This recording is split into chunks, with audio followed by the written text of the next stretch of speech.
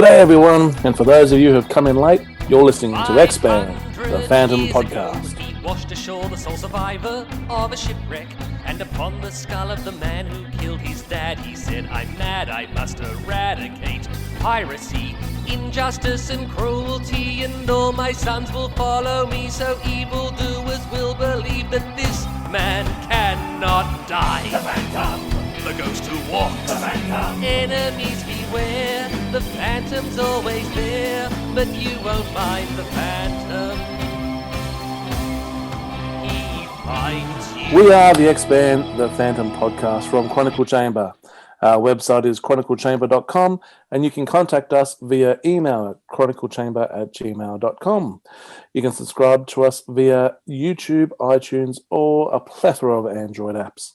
This is episode 179, which is the best of 2020. My name is Steve, and today I'm joined by many people. Well, three others. G'day, Jerm. How you going? Yeah, good, mate. Very good, mate. It's I'm looking forward to tonight. I think tonight will be a bit of fun. Very looking forward to it. Yeah, it's always a good episode, the best ofs, but also a long episode.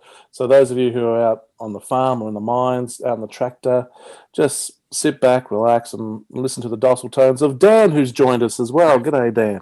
Not sure the dulcet tones is accurate, but no, very excited to be here. Like Jermayn and yourself, Steve, I really enjoy these best of episodes where we get to look back over everything that happened over the last 12 months in a very positive way tonight, rather than what's necessarily been the case worldwide. But love it. Really excited by the fact that it's not just the three of us, but you're about to throw to another fan and CC contributor as well. That's right. So if you're watching on YouTube, you probably all know you already know who this is. But let's welcome Mikael. How are you going there, Mikael? Good day. I'm fine. I'm honored by being invited again to do one of these shows. It's awesome. Thank you. We love having you. And we love the news that came out this past week and your unboxing video with your card game. The excitement building over there? Yeah. I mean, so did I. Finally, I hope to have it out before the end of the year, but now it will be a best of 2021 instead. Absolutely. We're saying this stuff here, Mikael, that you and your son have played a game with the cards as soon as they arrived. Yeah. I mean, basically within 30 minutes from its arriving. Yeah. Wonderful. Amazing.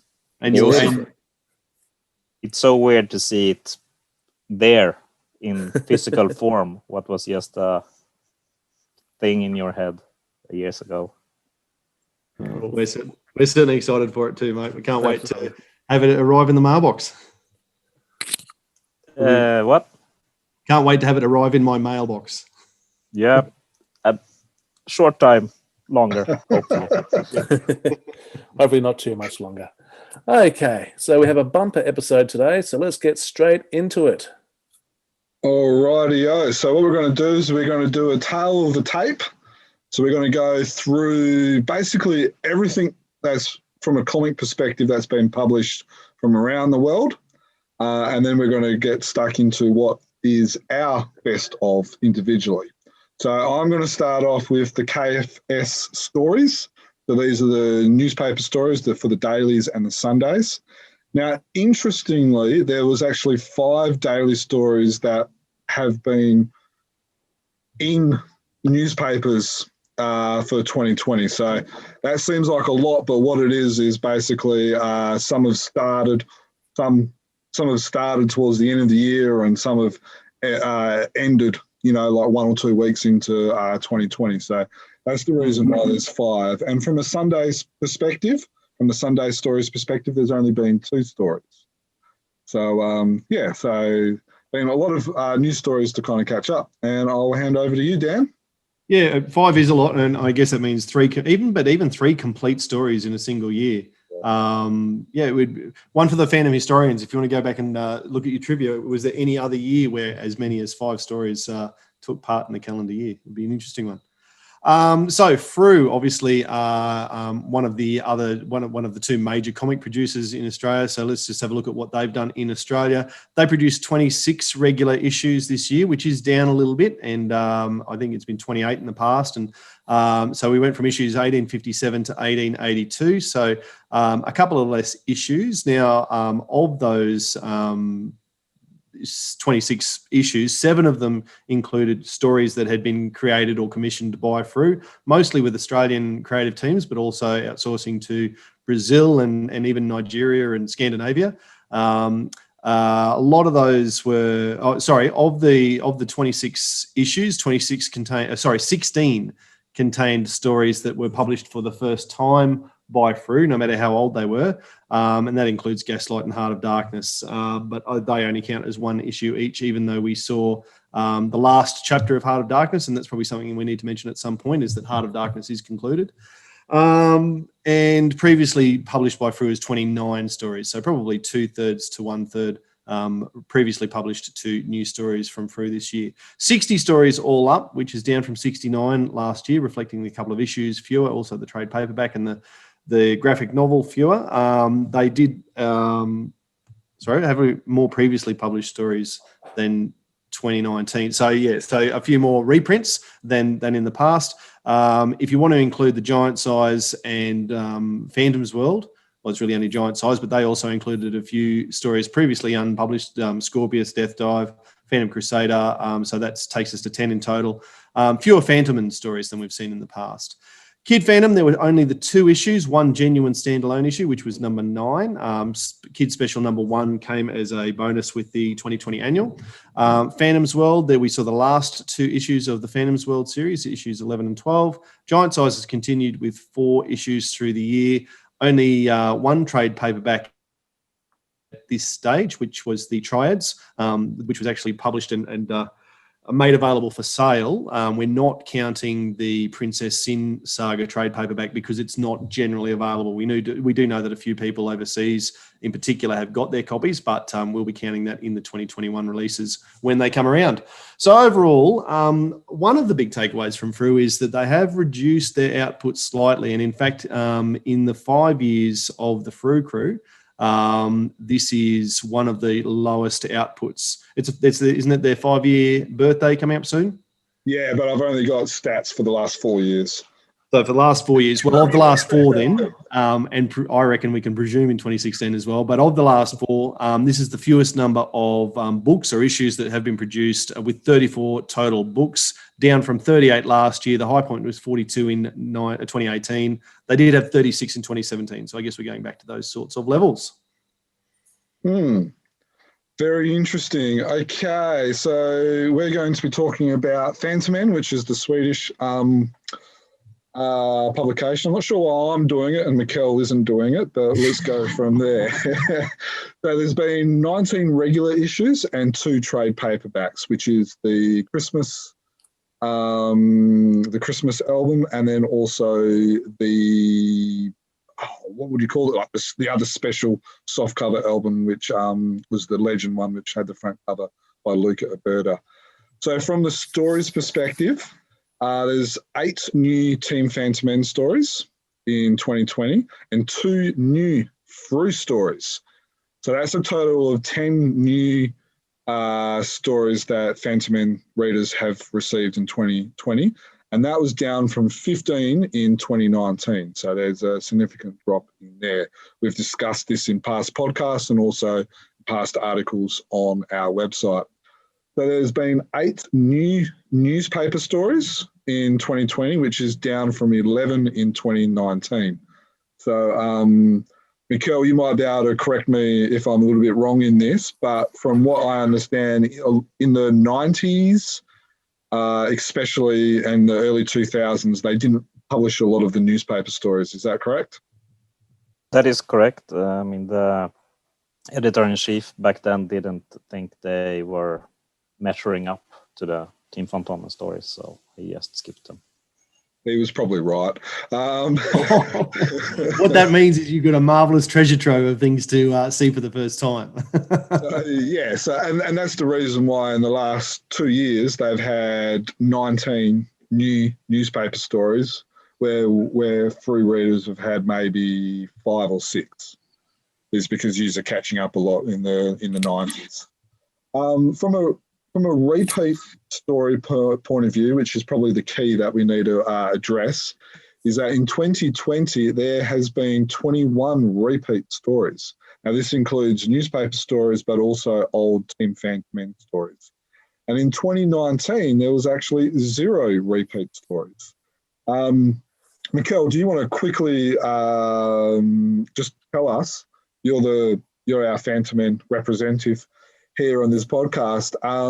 In 2 minutes or less, what were your thoughts about having so many repeat stories?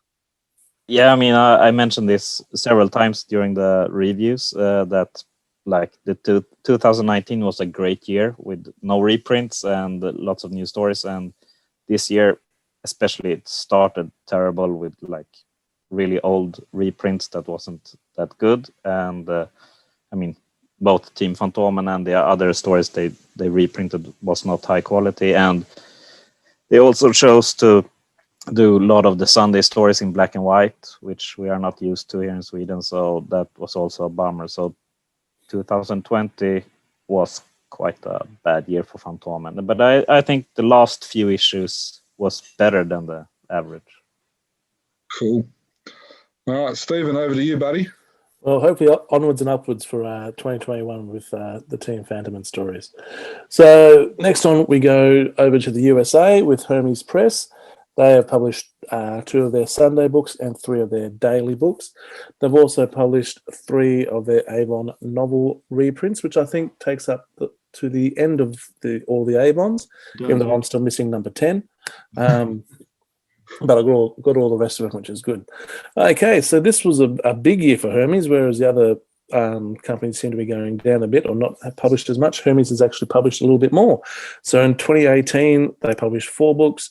2019, they went up to 7. And 2020, they beat that by 1 and made it to 8. That's awesome. And staying on the USA, Dan?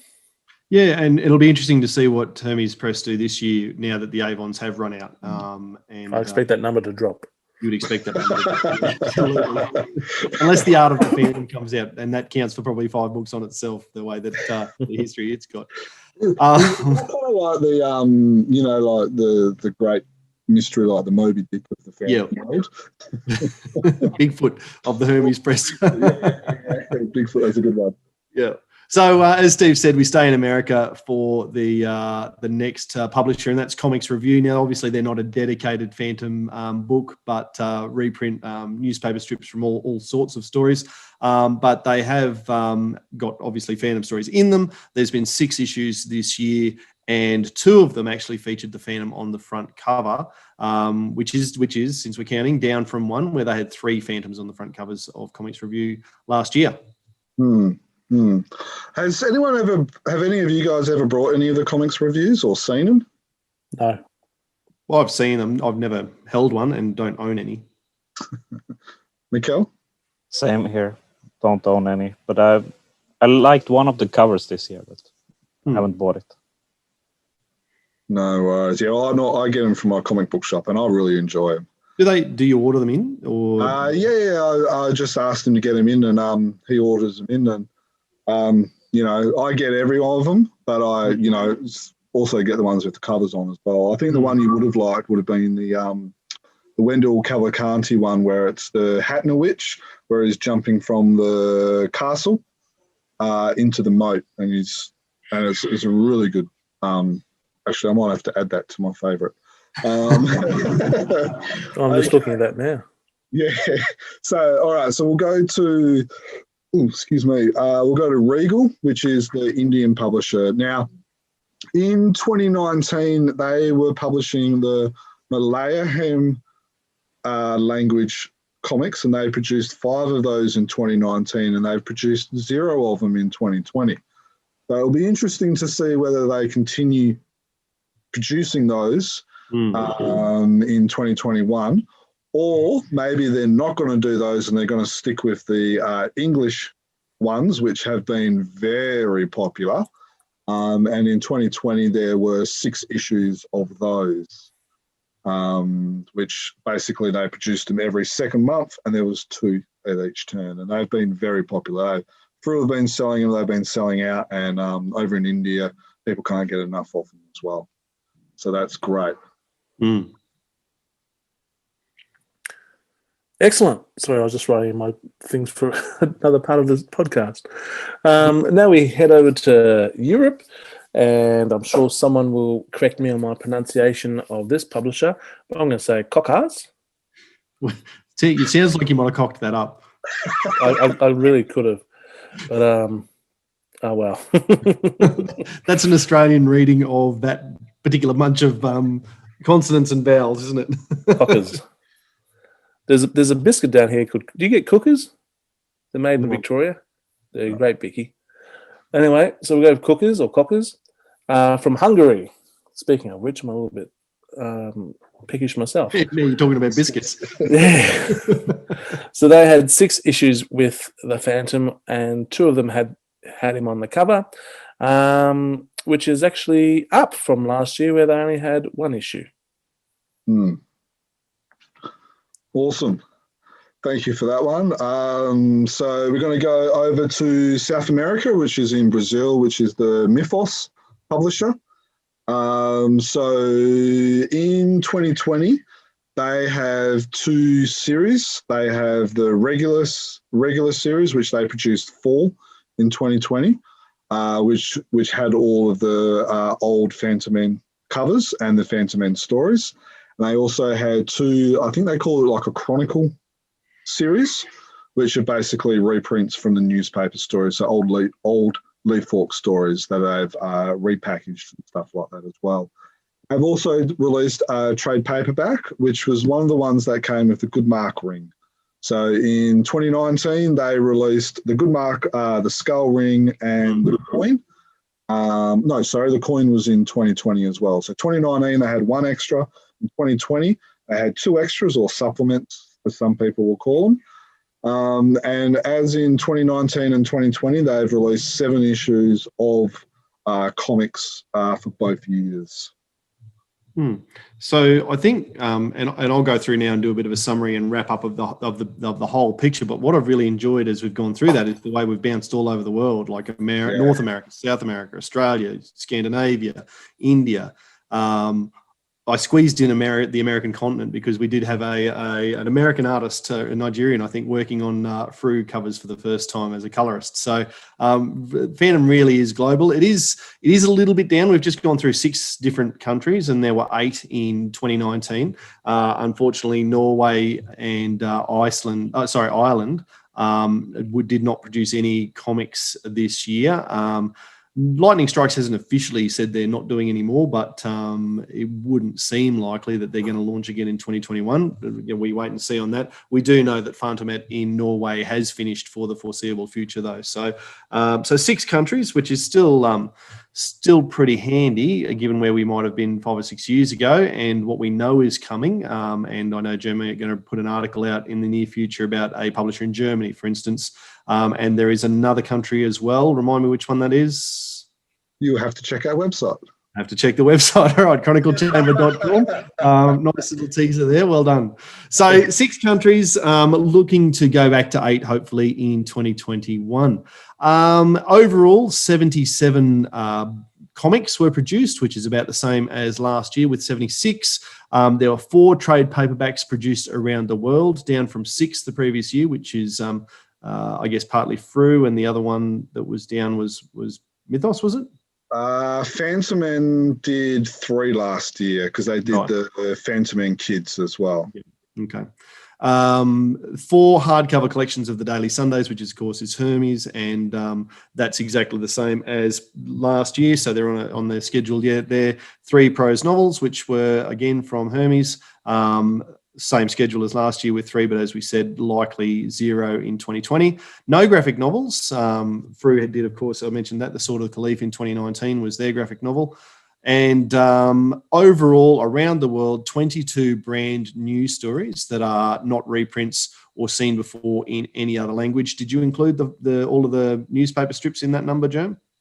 I think I did, which is the reason why it's not as close, or it's as close as last year because Fantomen obviously last year were producing bulk news stories and didn't at all this year, but that little quirk, as we said at the start, with King Features news strip brings it up to about the same. So 20 brand new stories this year as opposed to 23 last year. So we'll see where that goes.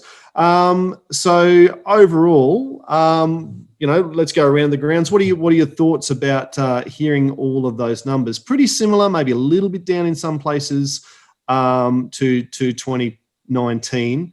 Thoughts on that? And let's throw it to you, Steve. You go first. Considering the year that everyone's had to deal with, publishers and readers and buyers and all that sort of stuff, I think the numbers are good. They've held pretty firm. Yes, they've gone down in a lot of areas, but only by 1 or 2. So on the whole, I think in regards to publications, not too bad. Mikael?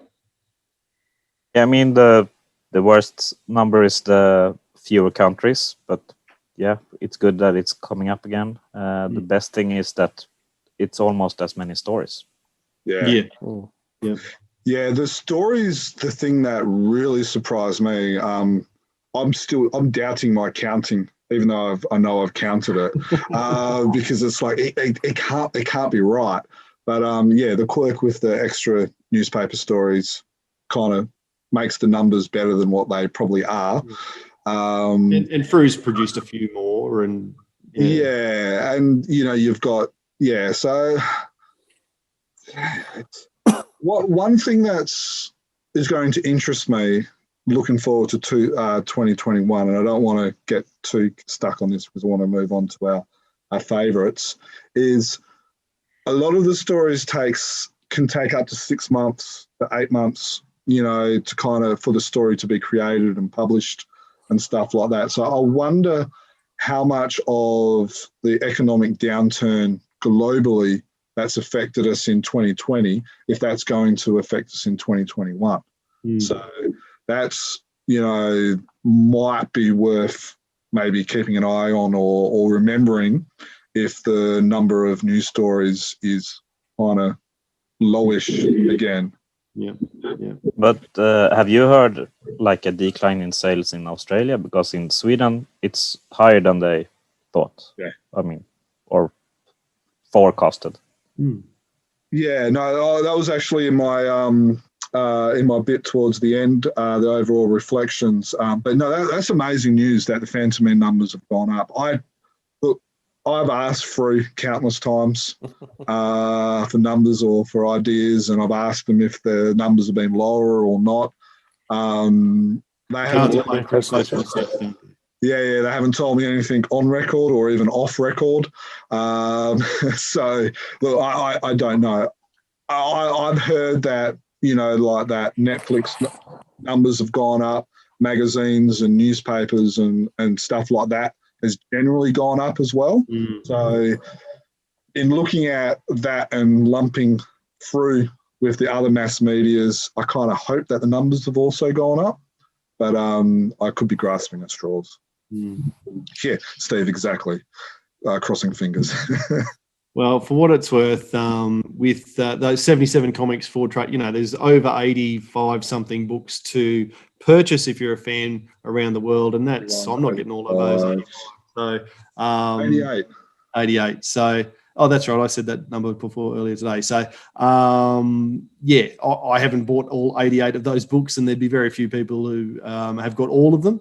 Jermayn, you must be going close, I suppose, but you'd be one of the few, I would imagine. Yeah, I don't have all of the Brazil ones yet. Yeah. And all the prose novels. So but that's more than one a week. So me too. Yeah, nearly 2 a week, which it's pretty amazing. That if you're a Phantom fan, realistically you could have 2 comics a week, 2 new comics a week. Anyway, so that's looking back at 2020, I guess, all the things that were. Now we're going to go through and talk about our favourites of each of those. Now, we're going to start by talking about our favourite covers. And we did have a bit of a chat today as to whether we should just go, right, well, what's your favourite covers of the whole bunch? But I guess with a bunch of Australians on one end of the podcast who love their Frews, and at least half of us on the podcast certainly love our Fantomens as well, and get every issue of those. We're going to keep those separate. Those are big audiences, so we're going to keep those separate. And we're going to look at each of those Frew and Fantomen covers individually, but we're going to start with our best non-Frew or Fantomen cover from around the world. Now, this is a bit of a tricky one because you don't necessarily see these all the time, so you may have to go and have a bit of a look. What we're going to do as we go through this section is I'm going to share my screen and try and have a look at all of these comics as we go. So if you haven't seen these books because you're in Australia or Scandinavia or whatever it might be, and you don't receive them, and they're not the sort of thing that come across your Facebook scroll as you go, you can head across to our YouTube channel, timestamp wherever we are right now, and have a look, and you can catch up and look at the books we're actually talking about.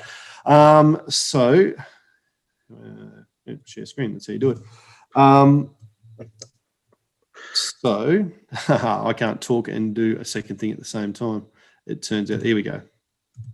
All right. So in terms of my favorite non-Frew or Fantomen covers, I have chosen Ofar Tasma number 8, which is this one here. Henrik Solstrom, I assume. Really love that image of the Phantom, the angle you're looking up at him. He's pointing down at the viewer or the camera, and he's got flame skulls in the background, which is always cool. And can I move this over so I can? Yes, I can. And my second one is going to be the comics review book, the Christmas issue, because I do love a good Christmas cover. And the Jeremy McPherson created piece there. So those are my favourite 2 non-Frew or Fantomen books. I haven't got the run sheet up in front of me anymore, guys. So who's next? All right, that's me. So my next one is the Weigel comics number 4, which is the Luca Alberta cover from Weigel Comics. And then the O Phantasma number 6 as well. All right. You put me on the hop, and I didn't have the Phantasma ready to go. But would you say Fantomen number 6? Phantasma number 6. Phantasma number 6. So it was on The Mythos. For Mythos. Yeah. Okay. All right. Well, I'll scramble and find those while you keep going. Stephen. Okay. I've got to go back to my screen so I can remember. Oh, no, it was that comics review one that you just showed me. Not that one. Yep. No, this one, Wendell Cavalcanti. Yep, he's jumping out of the castle. That's amazing. Only because you mentioned it earlier and I went and had a look at it. Yep, that looks fantastic. I did like that one you put up there with the flaming skulls in the background too. Mythos 8. I've gone back like that one. What's the Fantomen 24? Is that this year? No, that's for Fantomen. Dan's just got confused with Mythos and yeah, but is that this year's? Because that's this year's. Yeah. All right, I'm gonna put that one in. That looks good. Oh, no, I like 2 to 3. I don't know. So, what about you, Mikael? Yeah, I love Henrik Solström, and my first thought was to have both 6 and 8 from the Mythos, but I settled with number 6 of the O Phantasma from Mythos, the same as you, Jerm. Yeah. And then the Weigel number 4 by Luca Alberta, I think. Okay, so they're the same ones as me. Yeah. I'm sorry I've stuffed up the screen sharing on that one, but it's going to get better from here, I can promise you. Yeah, that was a little bit hard because we had like 3 or 4 different publishers and different pages on Fandom Wiki. We had a big discussion today about it. So sorry about those on Fandom Wiki. on YouTube. All right, who's next? That was all of the non-Frew Phantom. No, it's Mikael. Yeah, okay. Should I go the best Frew cover? Yep. Yes. Yep. So since I'm the only non-Australian, I'll start with my best Frew covers. And there's no order. I mean, all three of them is great. 1861 by Luca Arbata with the pride flag. I think it's a good one. Which one do you prefer? The two? I think I prefer the Swedish one, but I think this is also quite striking and big, and I mean, it's recognizable. Yeah. Good. Then I had the Phantom's World number 12, if that's okay to use that one. Yep, absolutely. And I mean, that's looks pretty similar to an old Fantomen cover, but I mean, it's timeless and really good. Mm-hmm. And then I took the 1866. I mean, that looks, I would love that as a poster. I think it's amazing. It would look really cool. That's the Alex Strapesky's montage for Fight Against Sing. And yeah, I agree. As a poster, that would look unreal. Dan, is it all right if you like double click on them and bring them up as they talk about them for the YouTube viewers? Yeah, sorry. Sorry. Is that better? Just so it's a bit bigger? Is that what you mean? Oh, I can't actually see it. It's not. It's still showing them No, as it's not showing up. Maybe if you do it as extra large icons in the preview. Oh, I thought. Oh, hang on. Wait, if I share in a different way. Hang on. Sorry, I've been doing it. I've been looking at them big. Sorry, I hope everyone on YouTube appreciates the trouble we're going to here. Is that better? Yeah, that's it. Yay! Yeah, awesome. That's exactly what I've been looking at. So sorry that everyone else doesn't. So, Stephen, you're next. My turn. All right, so no particular order. However, I do want to put a couple of honourable mentions in there. Usually every year, Jamie Johnson makes my top three. Sorry, Jamie, you're in my honourable mentions this year. A couple of outstanding covers there with The Demon and The Forgotten Tribe. Doing the horse is always a tricky one. But sorry, this year you've got the honourable mentions. To my top three, I've gone 1862, Jason Paulos, which is Inked in Blood Part 1. I really like the Phantom coming out of with the Mr. Walker thing on him. And he kind of like breaking out of that. It's one of my favourite scenes in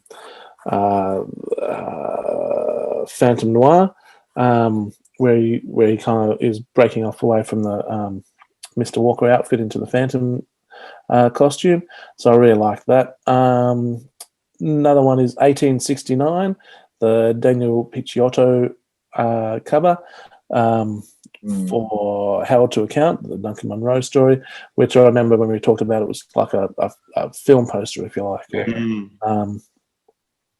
And then number three, we got Grange Wallace with the final part from the Ibis mystery, where we spoke at length about this when we had Grange on the podcast, and it's the Phantom coming away from the battle.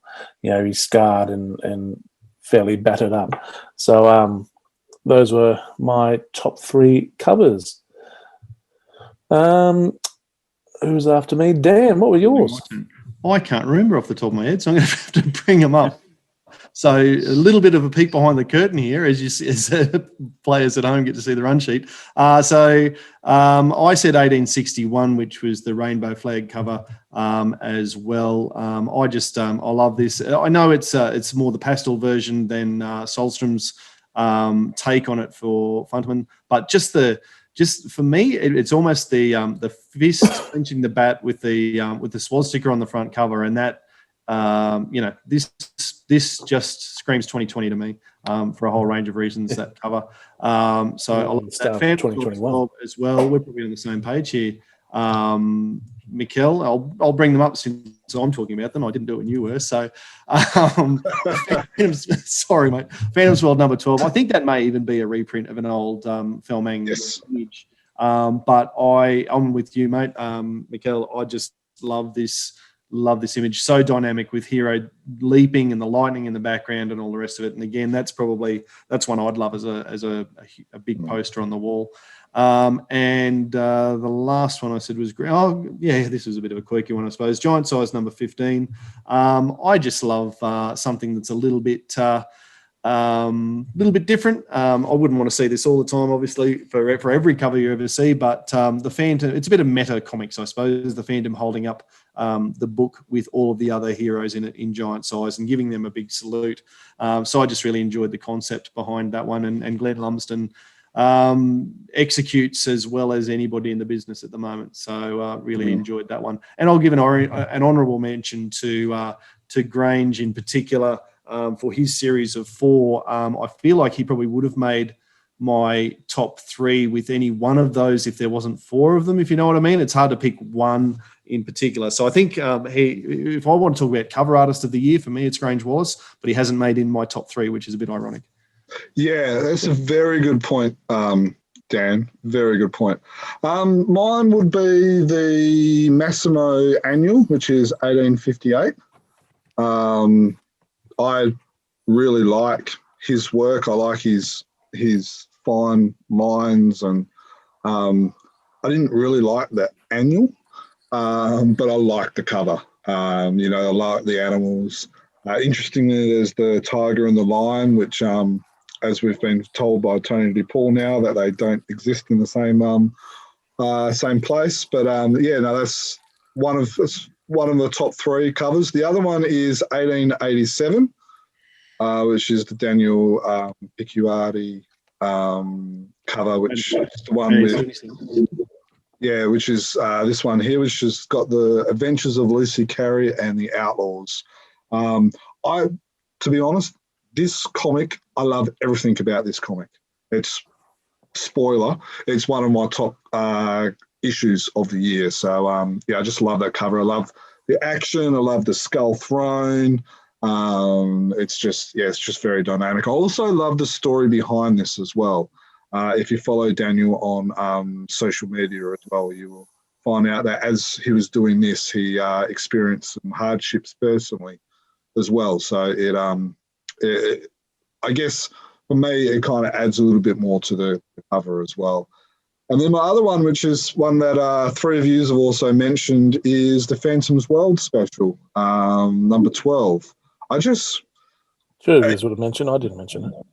I said 3. Oh, 2. Yeah, 3 of us total.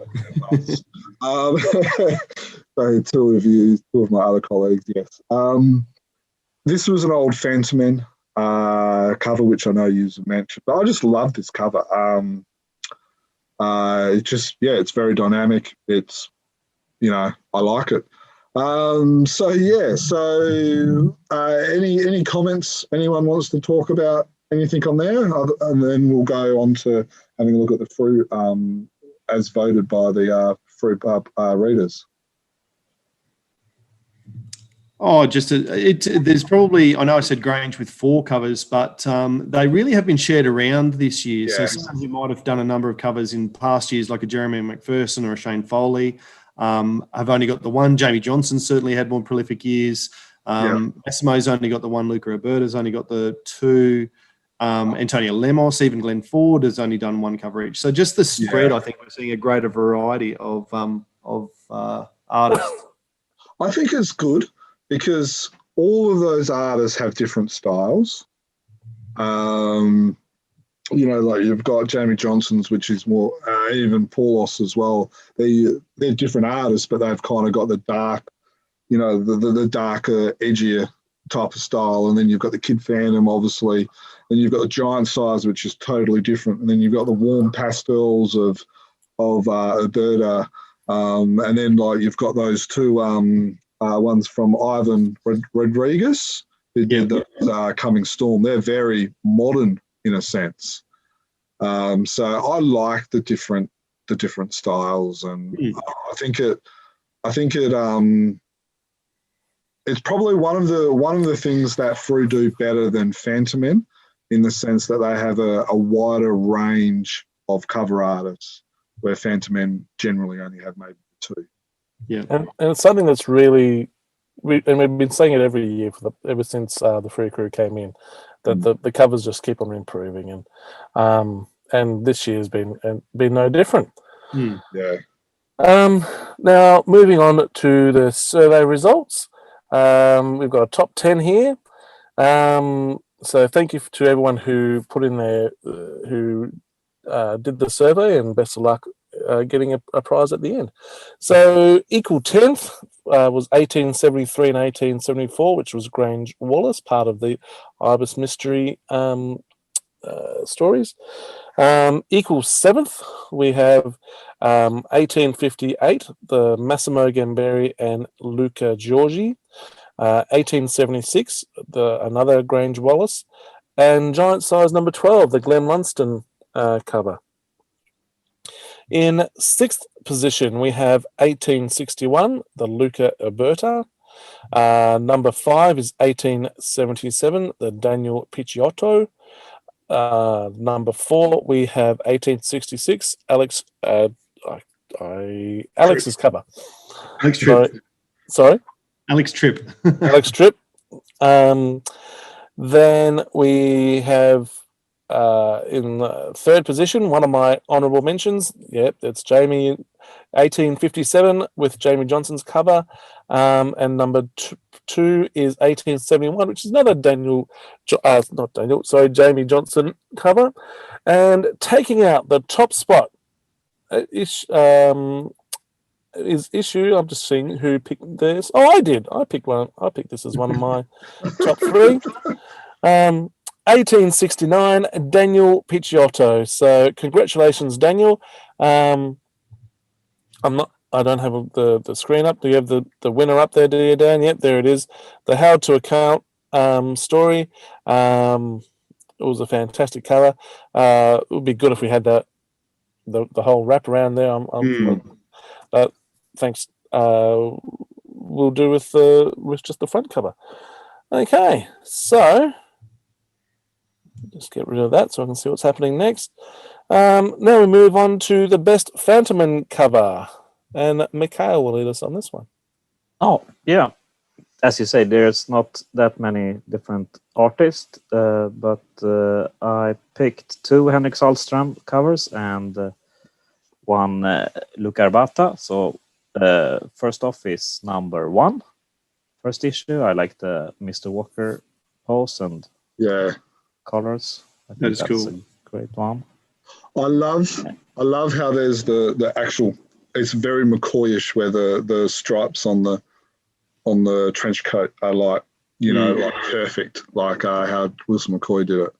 And he's got the suit on underneath. Yeah, and that's actually my favorite. Then comes the second favorite, number 24, the yellow one. Yeah.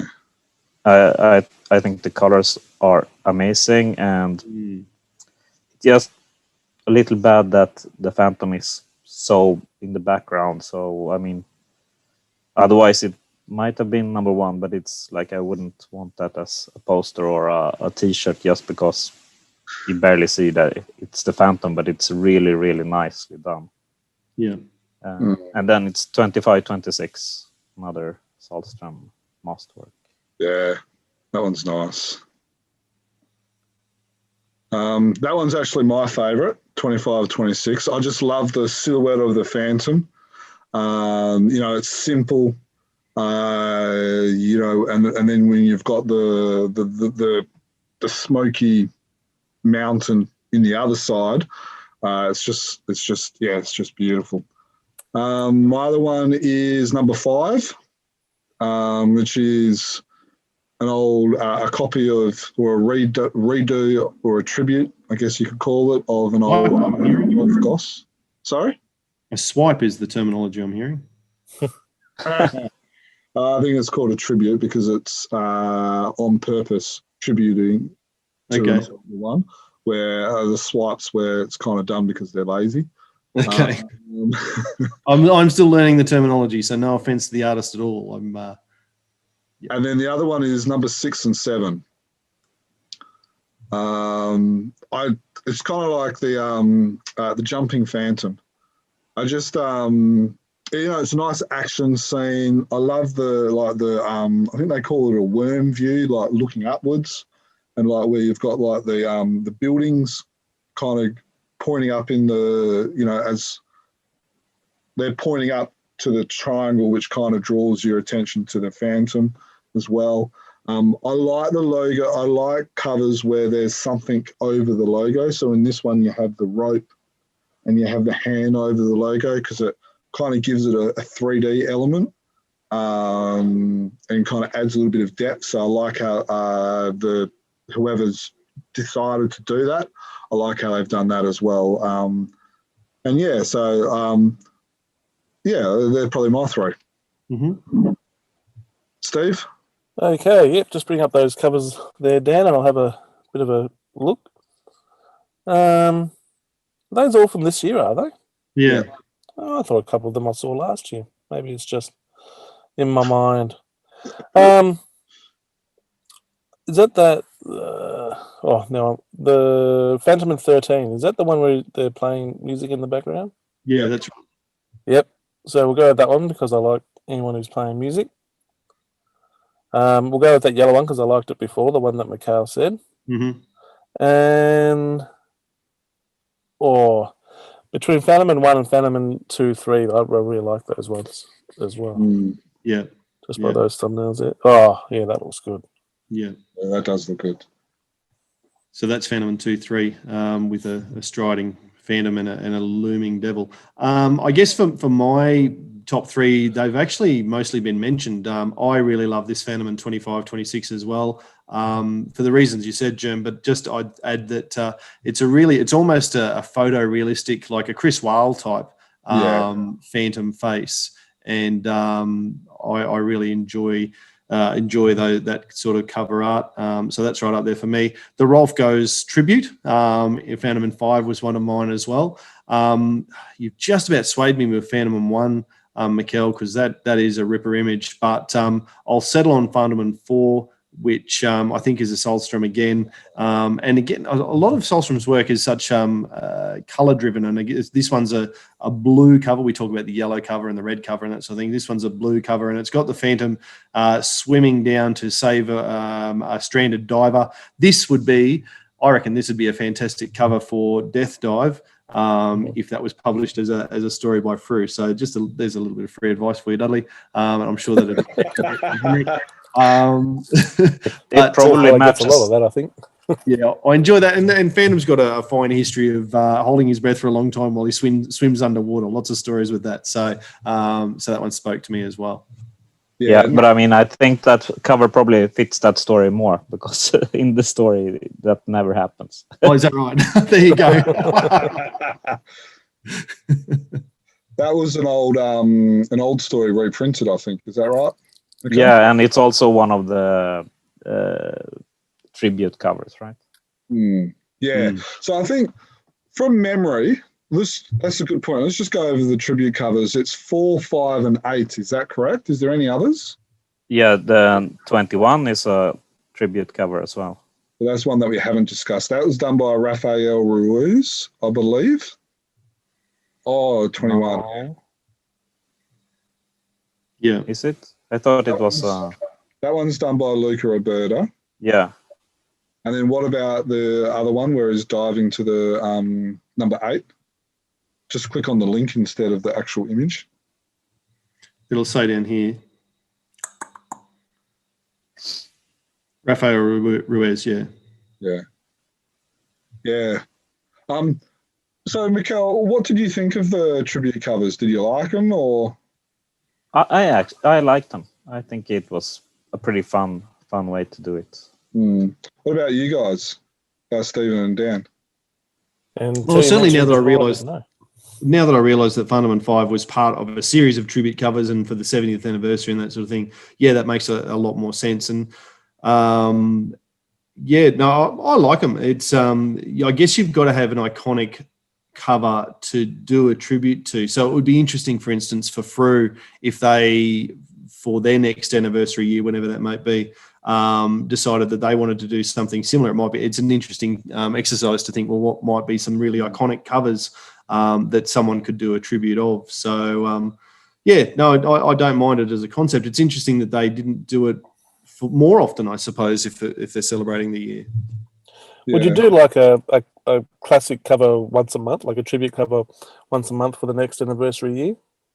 Or just keep it to these 3 random ones here? Or they're probably not random, but Well, let's say whatever month through started, let's say it's February, and they put out two for that month. That could be the tribute covers then, or something like that. Yeah, I like the idea, especially if it's expressed that this is a tribute cover, because like what you were talking about before, Dan, is seems to be a bit of a favourite hobby among some people, calling out swipes and stuff like that. So it would have to be, hey, this is a tribute cover to this one.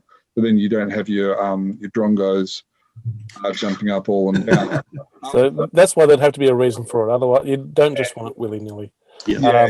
I do like the Fantomen 5, the Ralph Goss tribute. It's an iconic image that even I can recognise. So Well, that was the Ralph Goss original one was used as one of the what would you call it? The calendar for Malin, or So that's probably where a lot of people have recognised it from. Yeah. Dan, could you bring it up again? I just wanted to say a word about the issue 20. Yeah. The cover of that is, that was when they knew about Rolf Goes passing away, because they actually took the same cover that has already been used earlier, but removed like the on top things to show, to memory. So the memory of I think the issue that was originally drawn for the issue 20 is the number 1, 2021. Yeah, that's a great cover. I'd certainly have that as a poster for sure. Oh yeah. There's a couple of good posters ideas for the new Fantomen editor. Rolf Ghost was a massive loss in 2020, wasn't he? I mean, we probably can't talk about the best of 2020 without acknowledging Rolf Ghost, one of the best and most prolific cover artists of all time. And 900 covers. Yep. Wow. And not many misses amongst them. No. Yeah. I know we were celebrating Antonio Lemos when he was just under 200. And then you look at someone like Rolf, who's 900. That's a lot. That's a lot. He's been around for a long time. Oh, he was around for a long time at Egmont as well. Before that. Yeah. All right. Caesar Spadera, which is Fantomen number 21. That's another loss for 2020 as well. Yeah. So that was an old Caesar Spadera image. Oh, the original was, yeah. Yeah. So there's another loss as well. Yeah. Alrighty-o. So what we're going to do now is we're going to go and discuss the best writers for 2020. Now, this is all of our stories from all around the world. So it's newspaper, Team Fantomen, Frew stories. So I want to go first, and mine is going to be Claes Ramuthi for the 22nd Phantom Saga, and then Shane Foley for the Scorpius. Now, Claes Ramuthi for me is the best for this year for that saga, because there's so many elements and story plots and story twists that he's crammed into these stories, and the way he's just being able to join them all together and intertwine them, it's breathtaking. And then Shane Foley for exactly the same reason with Scorpius, is where he's got these characters. He's done a Marvel where he's got various characters as a team up, and then he's got all these old Lee Falk stories entwined with them. It's just it's amazing. And so for me, they're my two favourite artists.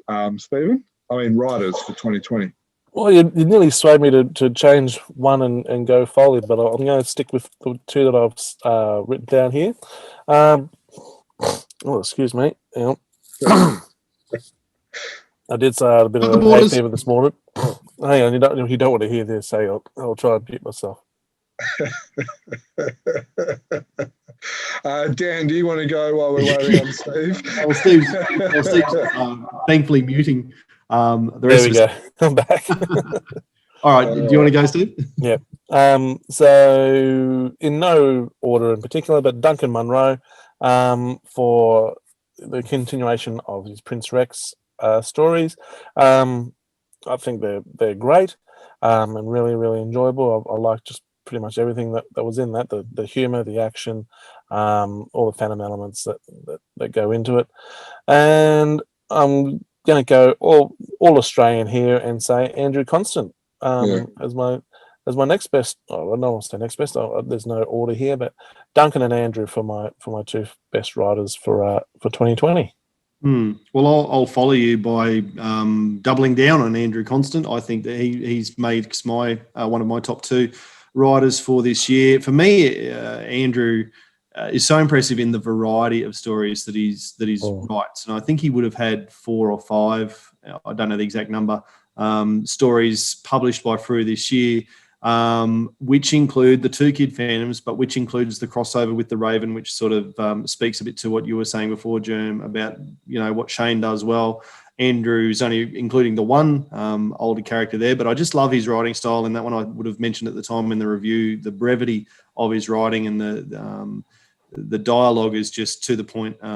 Really enjoyed that. And then also the way he crosses over into Phantom Crusader, which I don't necessarily like as a story, but I respect the writing of it. So yeah, Andrew Constant as one of my writers for his diversity as much as anything. And before you go into your next one there, Dan, can I just jump in a bit more? Yeah. Not only is he doing all this Phantom stuff, but I think it comes out this month. He's got a Nightwing story coming out. I think there's 2 or 3 issues of that. So he's not only doing free work, but some DC work. So I've got that on order at my local comic shop, right. which I'm looking forward to checking out as well. Well, I'm glad he does, because I'm sure just doing Frew stories probably wouldn't pay the bills entirely. So I'm glad he's got a side hustle with Nightwing there as well. Why do you call it a side hustle? He probably gets paid more than that than Frew, unfortunately. Possibly. My other of best writer would be Tony DePaul, and I think he's a perennial for me. I'm an unashamed fan of his work, and I just love the way that he's continuing to move the continuity of the newspaper stories on. A little bit more happens each day, but then he's also able to have the standalone stories like your Little Detectives, which we saw published in Frew this year. Like I'm not really following it particularly well at the moment, the current daily, but the Mexican wrestler story that suddenly is in there as well. So again, it's a variety, but it's also the way he's continuing the saga. Mikael, what do you reckon? Yeah, I mean, I hear you, Yarm, with the 22nd Phantom Saga. Sadly, in Sweden, we didn't have any new 22nd Phantom Saga adventure this year. So, and I mean, most of the stories written for Fantomen is by Claes Remerti, but a big chunk of that was not really to my liking. This the Secret Theater arc was not my bag of tea. But one of the spots goes to Tony DePaul, and I think I'm going to leave the second one empty, because I think like Claes Remerti is good, and I think Andrew Constant is good. I read a few of those right before this, and I think Pid Andersson. I think all of those 3, in my mind, 2020 was on the same level. So I just say Tony DePaul was on top. The other 3 get the share. Peter Anderson is probably an honourable mention, and I'm glad you brought him up in this list, because again, the work that he's produced for Frew, I've really enjoyed. And Andrew Constant also did the sequel to the Triads, which is another string to his bow this year as well. Very good. All right, so moving on to best story artist. So I'm starting off here. Now we can choose 2 each. I'm going to do a Mikael here and choose 1, and everyone else comes after. Really, there's been it's very hard to pick an artist, because there are been so many this year, and just about everything I've read, they've knocked it out of the park. But my top story artist is going to go to Mike Manley. The work that he's doing in the daily strip is just phenomenal. He's got 3 panels, sometimes less, sometimes a little bit more, to tell the story and to keep it going every day. And then when you see it all together in a comic, it's just phenomenal. So Mike Manley gets my best story artist for 2020, and for second, you could throw a blanket over everybody else. It's everyone's been doing such a phenomenal job. But I'm going to choose one. I'm going to choose Mike. And you've got me regretting that I didn't choose Mike now, because you're right. The way that his stories come together in a comic book and read as a whole, I love his work as well. So I'm glad you brought him up. I've gone for 2 artists that are probably a little bit similar in a sense that they draw in a little bit more of a realistic way rather than a comic book way, or a cartoon, certainly the opposite of a cartoony way in a sense. And that would be Jeff Weigel, who's the Sunday artist, and Glenn Lumsden for his work, I guess, on Death Dive that we saw this year. I really like the detail that both of those guys put into their Roughnecks in particular, and the realism that they both bring to the strip, which is not to say that others don't, but those 2 do it probably more than others, which I'm finding tonight might be my thing after I've mentioned it about the giant size, which was a Glenn Lumsden drawing as well. So, so those would be my 2. He's got such a different style compared to his Marvel series that he did. Oh, chalk and cheese from what I guess it's 25 years ago, 30 years ago. So don't tell him that.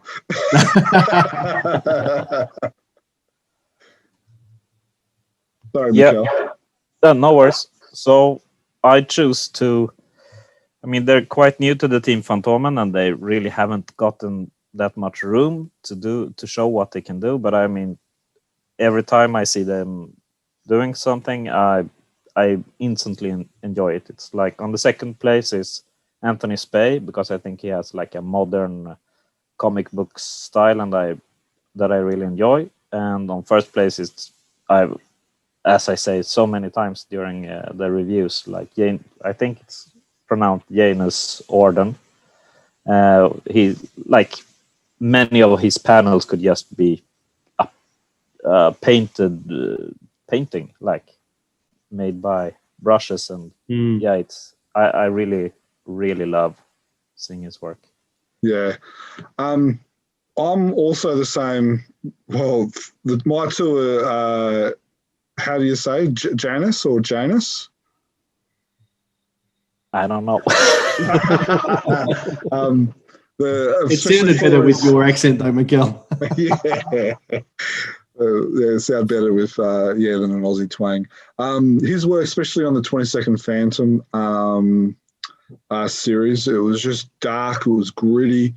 It was edgy. The way he drew the Phantom, but also the way he drew Heloise, I thought was really good as well. Heloise was kind of realistic in the way that he depicted her. And then Diana looked a little bit older, but she still looked like our normal Diana. So just really enjoyed that. And then Glenn Lumsden as well. I've been a long-time fan of Glenn ever since his Marvel series decades ago. A couple of years ago. Just the way he draws it, like especially like his big panels, the shading and the stroke and stuff like that. Like his artwork, like there's very fine strokes, and then you have a look at someone like Ordan's or Janice's, and they're bold strokes. Like sometimes it looks like he's it almost looks like sometimes he's spilt a whole bottle of ink over it, and then he's going through it. And there's the amount of ink he uses and darkness, it matches the story, but it also reminds me a bit of Don Newton, just with that real edginess as well. So they're my 2. Now, Mikael, in Australia, we haven't seen Anthony Spey yet. I believe 2021 we will. Just so for those who haven't or don't know anything about Anthony Spay, you make mention of him. He's an American, and we've got some images and stuff on our website and got a quick interview with him. Just go into a little bit more detail about Anthony Spay, if you don't mind. I'm not sure I'm qualified. What's his art style? Is it like I said, I think it feels like it's very modern. It might be a bit more comic book art than the realistic art. With I think I can show you later. I have some image of when the Phantom looks surprised that he did, and it's just funny, but in a good way. Not like some that makes it like clumsy. I think he has a good balance. Okay, cool. Yeah, I've seen his Fantomen work. I like it. He uses a lot of probably extra lines in the Phantom's face than a lot of other artists. So it's sort of like a Weigel in that sense, where Weigel adds extra lines and stuff in the Phantom's face. Anthony does that as well. He's American. So I believe he's got some Frew stuff coming out as well. And he's done, 3 Egmont stories now, I believe, as well? Yeah, something like that. It's not many. Yeah, so I think that's definitely a name to keep an eye on. Yeah, let's see. Okay, so moving on from artists to overall best story published by Frew. Now, here it says we had to list 3, but actually in the survey we got to list 5, so I'm going with 5. I wonder why you listed that, Matty. Because I didn't see the 3 in the brackets in the list here on the run sheet. I went with what was in the survey. Yep. And so, and in no particular order, it's usually whatever comes up first on the survey is what I've listed them off here. So first couple off the rank, or first prehistoric animal off the rank is Dinosaur. I know this has got lots of fans, particularly here in Australia, but I'm sure around the world. I think it's just a fun, silly story. It's a nice thing to just break up all the nitty gritty, heavy stuff that the fandom has to deal with. It's just this, what the hell story is this? And I like it. I liked it when I read it in the newspapers back in the 90s. It was in the 90s, wasn't it? I seem to remember doing it. Yes. And I remember reading it in the papers in the 90s. I remember reading it in Frew, whatever issue it was when it was published back then. And I read it again in the annual, and I enjoyed it. And I like it. And which actually goes against what I was trying to do. I wanted to go only for news stories, but that one slipped in. Another best story was How to Account. I've already mentioned this as well. If I'm going to make Duncan one of my best writers, well, I better put his story in. So How to Account is there. The Raven is another one. Heloise Comes Home. And one I really like as well is the comic book hero story from the Kid Phantom special. So that's a story that I really liked. So, and as you can see, my writers, both Duncan and Andrew, have made it into my best stories for the year. Dan. Best stories for the year. I'm glad you mentioned Comic Book Hero. Because that was if I'd had 5, and I've now added them. I noticed that just before we started, I saw the cursor just move down there, and Dan's just busy. Dan's like, Stephen's just given us permission to do 5. Well, I had 3, but I'm glad you've given me scope to have Comic Book Hero in there as well. And I really want to get Paul Mason in there. I couldn't get him for the covers. I couldn't get him for artists because I thought that everyone was getting out of the park. But Kid Phantom Special is as much Andrew as it is Paul. Oh, absolutely. And of all of the fandom stories that I've read this year, and more importantly, my 10-year-old, now 11-year-old son has read this year, that's the one that we sat down and had a chat about after the fact. And Awesome.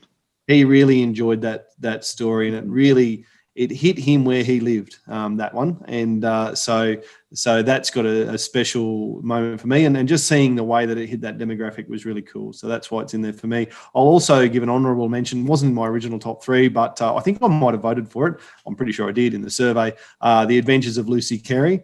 And that's probably one of my... I probably didn't realise it until I read it, but it would be up there with one of my favourite Lee Falk and particularly Cy Barry stories. My actual 3 that I voted for originally, or had as my top 3 here, would have been Held to Account by Duncan Munro. That's and Jeff Weigel. I'm enjoying visiting that Prince Rex universe that Duncan is keen to explore. The Andrew Constant story with Ivan Rodriguez was the artist for this as well, wasn't he? Not just the cover artist, but the Raven Closing Storm or Closing Storm, I think. Oncoming Storm. Coming Storm. That story, I've mentioned that when I talked about Andrew as a writer, and Death Dive. I've already talked about Glenn Lumsden there, but I guess the joint credit for the writing there as well. And as I said when we reviewed, and I've said it already tonight, I'd love to see that as a collected single issue regular series through. So those would be my favourite stories. And interestingly, 4 of my 5 are brand new this year, and all Australian art, almost all Australian creative teams. Yeah. Interesting. You chose Lucy Carey. That's one of my top 3. I loved that story as a child, which is interesting because, like you said, it's in that era of Cy Barry, which was his best era, from the 60s to probably the early 70s, maybe mid-70s. That was the golden period for me of Cy Barry. I will admit I had a bit of a crush on Lucy Carey as a child, which probably was... probably her and Fifi from the Golden Circle were the 2 that I had crushes on. So that's one of the reasons why I like those stories. But probably my favourite story has to be The Fight Against It. I just, to me, that's, I hope Frew doesn't wait. We don't have to wait another year and a half before they publish the next lot. I see that Fantomen are doing the next lot at the moment. So just really love that whole universe. I love the exploration of it. I love the fact that the Phantom is not winning. If you kind of look at the covers that are coming out for 2021, it looks like the Phantom might be losing even more. So I just love that whole element, and that's why Clace and Janus are in my top writers and artists for the year as well. And then the other one has to be Scorpius. I'm a fan, and I don't like so much. I'm not a fan of the other characters, but I love the way that Shane Foley has put them all together.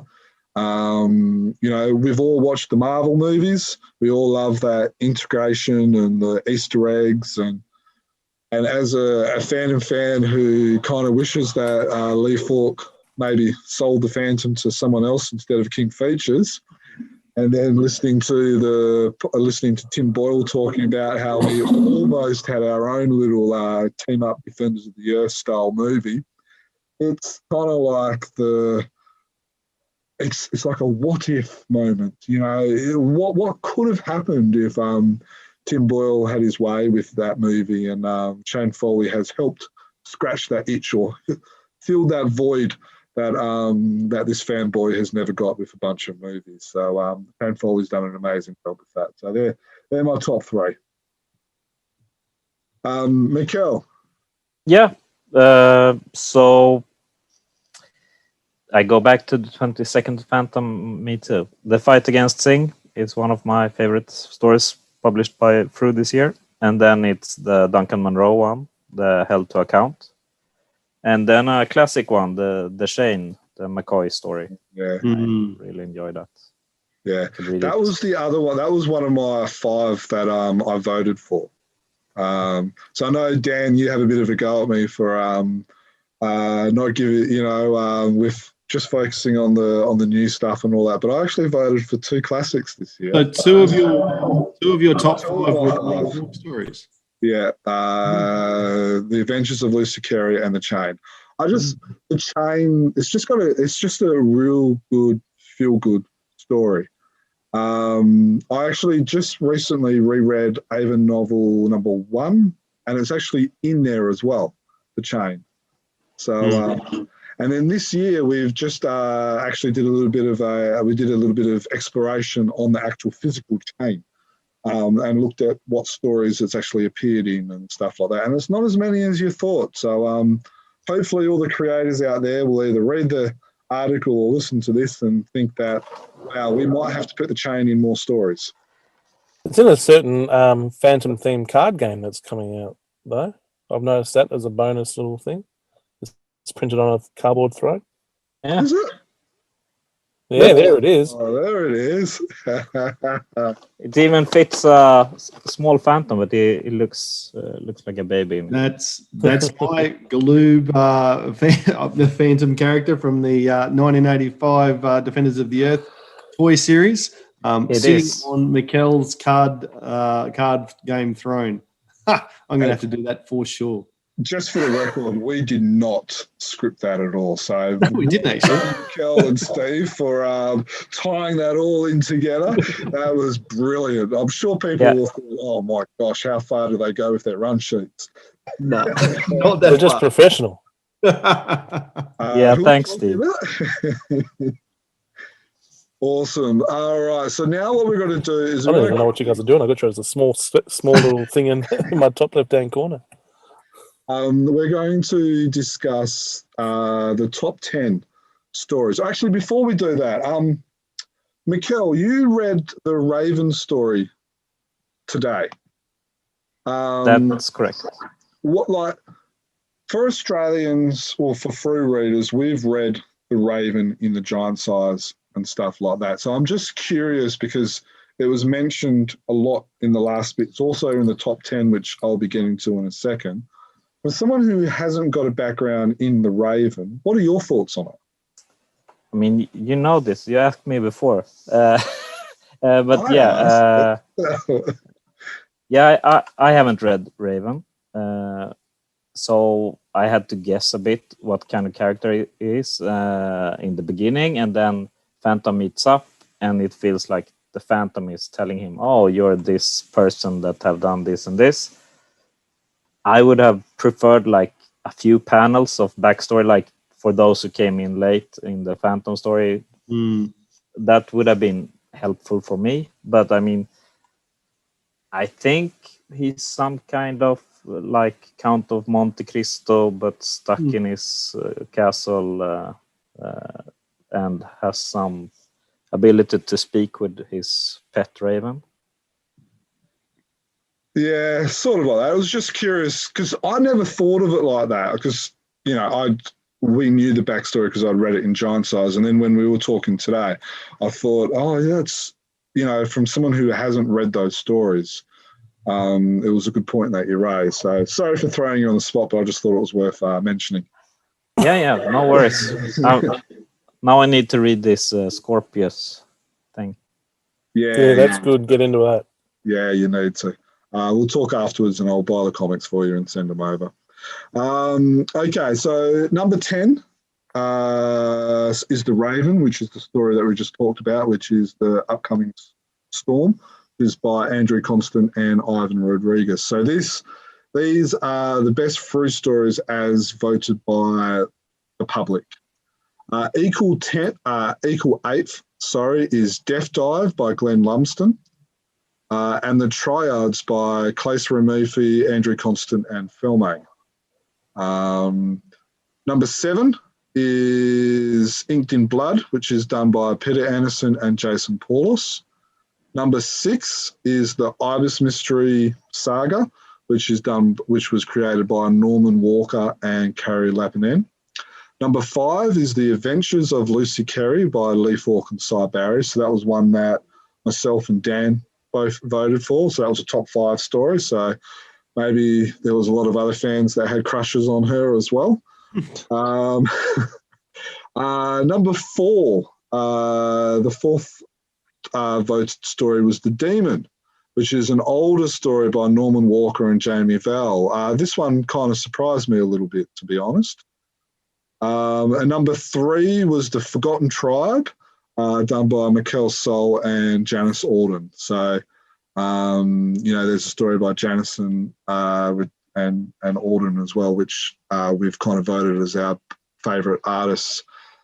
Number 2 was The Fight Against Sing, which was something that you and me voted for, Mikael, which was created by Claes Ramufi and Janice Auden.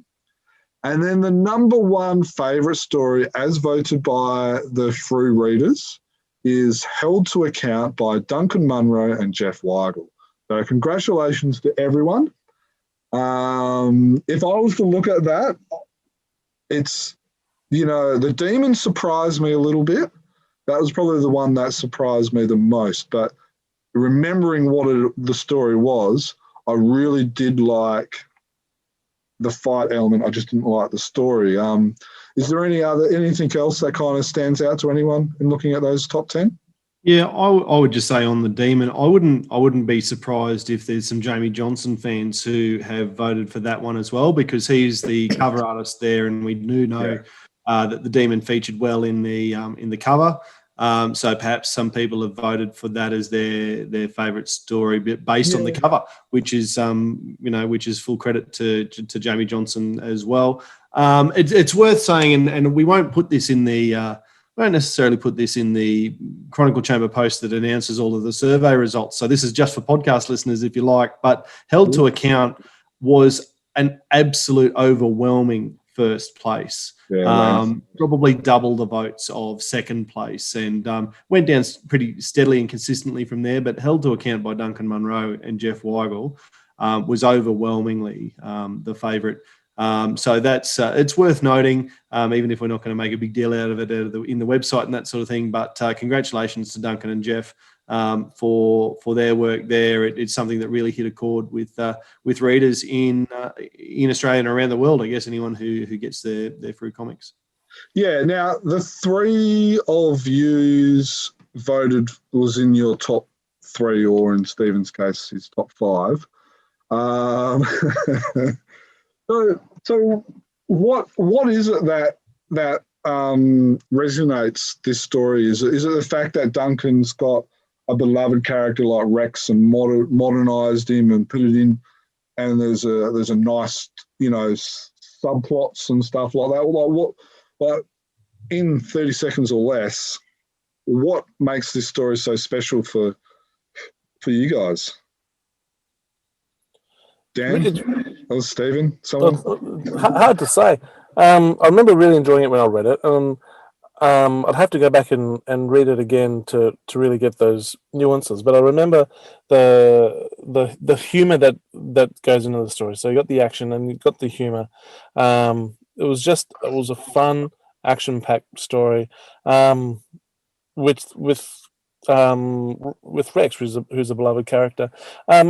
Also, not only with Duncan and Jeff, but from memory and from talking with Duncan, I think when we had him on the podcast, I want to say it was Glenn was his editor or got him to just fix a few things up.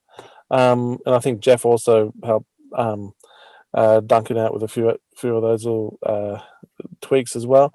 So from memory, I think Glenn Ford helped with a bit of editing too, and so great team effort on this story, and I look forward to reading more. Yeah, I think it is partly that beloved character that you talked about, Jermayn, with Prince Rex, and it feels like a while since anyone's had him in a story, and that's reflected in the story. Like we see growth in Rex, and we see him becoming his own hero. Phantom not necessarily being the main character, but is there and is heroic as well, obviously. But I think it goes back to what Steve said there about the humour. We're lucky enough to know Duncan personally a little bit, and he's a funny guy, and he is able to translate that dry wit into his writing, which is a pretty special skill. and look, I would embarrass him, and it wouldn't be accurate to say that he's in the same category as the dry wit of Lee Falk at his best, but he's certainly, that's an element of the Phantom as a character that I've always really enjoyed, and I think Duncan, in terms of modern writers, does it as well as anybody. So that and the little in-jokes that we're aware of and that sort of thing that Jeff Weigel also produces through his art, for me, that's why it's those few reasons why it's up there for mine. Yeah. Mikael, anything you want to add to that? I mean, you covered it the most, but I mean, it also you notice that he takes his time to write and it becomes good. I mean, he doesn't push out 6-10 manuscripts every year. It's like the things he does, it's really, really good. Awesome.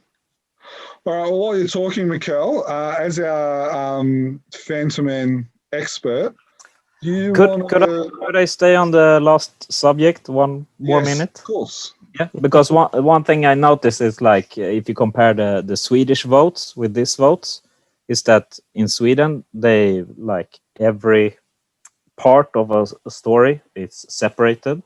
Yeah. And here it's collected, and I'm not sure what is most fair, because in the Swedish one the big story arcs usually goes bad because how can you choose one of the 4 stories? But here it's also like how could a 100-page story measure up to a 23-page story average? Yeah, that's a good point. It is an interesting choice that you've got to make when you put the survey together, and it was interesting, and I have noted this in the article that of the 10 stories here, I think 6 of them are actually multiple parts. Fight Against Sing was across 4 parts. Ibis Mystery was across 4 parts. Inked in Blood was 2. Death Dive was 3. Triads was 5, 6 if you want to include the sequel, and The Raven was 2 parts as well. So it's a fair point that you make that 6 of those 10 are multiple part stories, and maybe that is an unfair advantage. But you can probably I think they have to account as well. That's a part of an ongoing. Yeah. Oh well, but it was a standalone story this year, whereas it wasn't part of a 4-parter or anything like that. Yeah, but no, that's a very good point. I actually prefer voting for it this way than the Fantomen way, because I think, and maybe it's unfair, but like I think it shows that the multi-part stories where you can get a little more in depth, you can focus a little bit more on the story and stuff like that. Maybe it goes to show that Australian readers can actually handle that. You're laughing, Mikael, and probably a lot of our listeners are laughing as well. But it is something that Australian readers have complained about for a long time. They don't like the multi-part stories, but I think that's historically that's because they would, 4 comics might come out, 4 parts of the story might come out across 11 issues. They're all just spread out. Whereas what the Frew crew have done since in the last 5 years since they've come on board is when they've got a multi-parter with Heart of Darkness being the obviously exception to this rule, they have produced them in consecutive issues, which has been well received.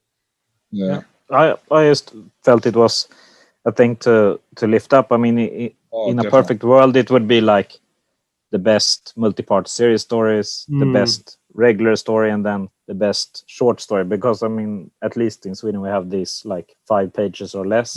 It's hard to compare those with the 23 pages story. And I mean, how long it take you to put that quiz, the survey together? Do you want to add another couple of questions? It sounds like Mikael's hoping to help put it together. There you go, Mikael. You've got a job to do at the end of this year. It's a really valid point. It's a really valid point, Mikael, and something that's worth considering. Last year we did have there was a 4-page, I think, Philip Madden and Jermayn McPherson's a little filler, the Skyband. Hey, that was the little with the Hungry Jungle Vine thing. Yeah, and that was, I think it was, I want to say 4th or even 3rd favourite story last year. So, Yeah, it's interesting when you stop and look at the breakdown of different stories and how they're made up. Yeah, I mean, in Sweden we earlier also had this, like, we had 2 votes, one for the best modern story and one for the best reprint story. But, Yeah. but that felt strange. Mm, mm. Yeah. Okay. Should we go to the next segment? Yeah, no, brilliant points, Well, you Mikael. now. So since I'm the Fantomen guy, the best Fantomen story. So I actually brought in a 4-5 page story here. The Ingen vila för Mr. Walker, no rest for Mr. Walker, and that's like a humorous story when he's driving around. I think it's 4 or 5 pages. Yeah. I put that on the 3rd place, and then I put Ön, that was in the last issue, the island, and then Stolen Rings on the 1st place. That was like the next to last issue, I think. That's I mean, yeah, I've talked about it in the reviews, but it's taking the old, someone has stolen the Phantom's ring and doing stuff, but it takes it to a bit new level, I would say. So that No Rest for Mr. Walker, I've actually read that story. I use my phone and the Translate app. It took a while and there was a little bit of bugs and all that, but I was able to read the story and I really enjoyed it. It was fun. And it's done by, I think it was inked by Carol Martinez. Carol, the Spanish inker who normally does work with Rafael Ruiz. And it was done by a new penciler as well. But yeah, I can see why that was in your top 3 favourite stories. I enjoyed that myself. Yeah, and that leads to like the best Fantomen comic book of the year, and that would be like the 25-26. It has 2 of those stories, and it also had what's it called in English? Heloise Comes Home. That also was like top 3. My fan, like what was given out by Phantom the whole year.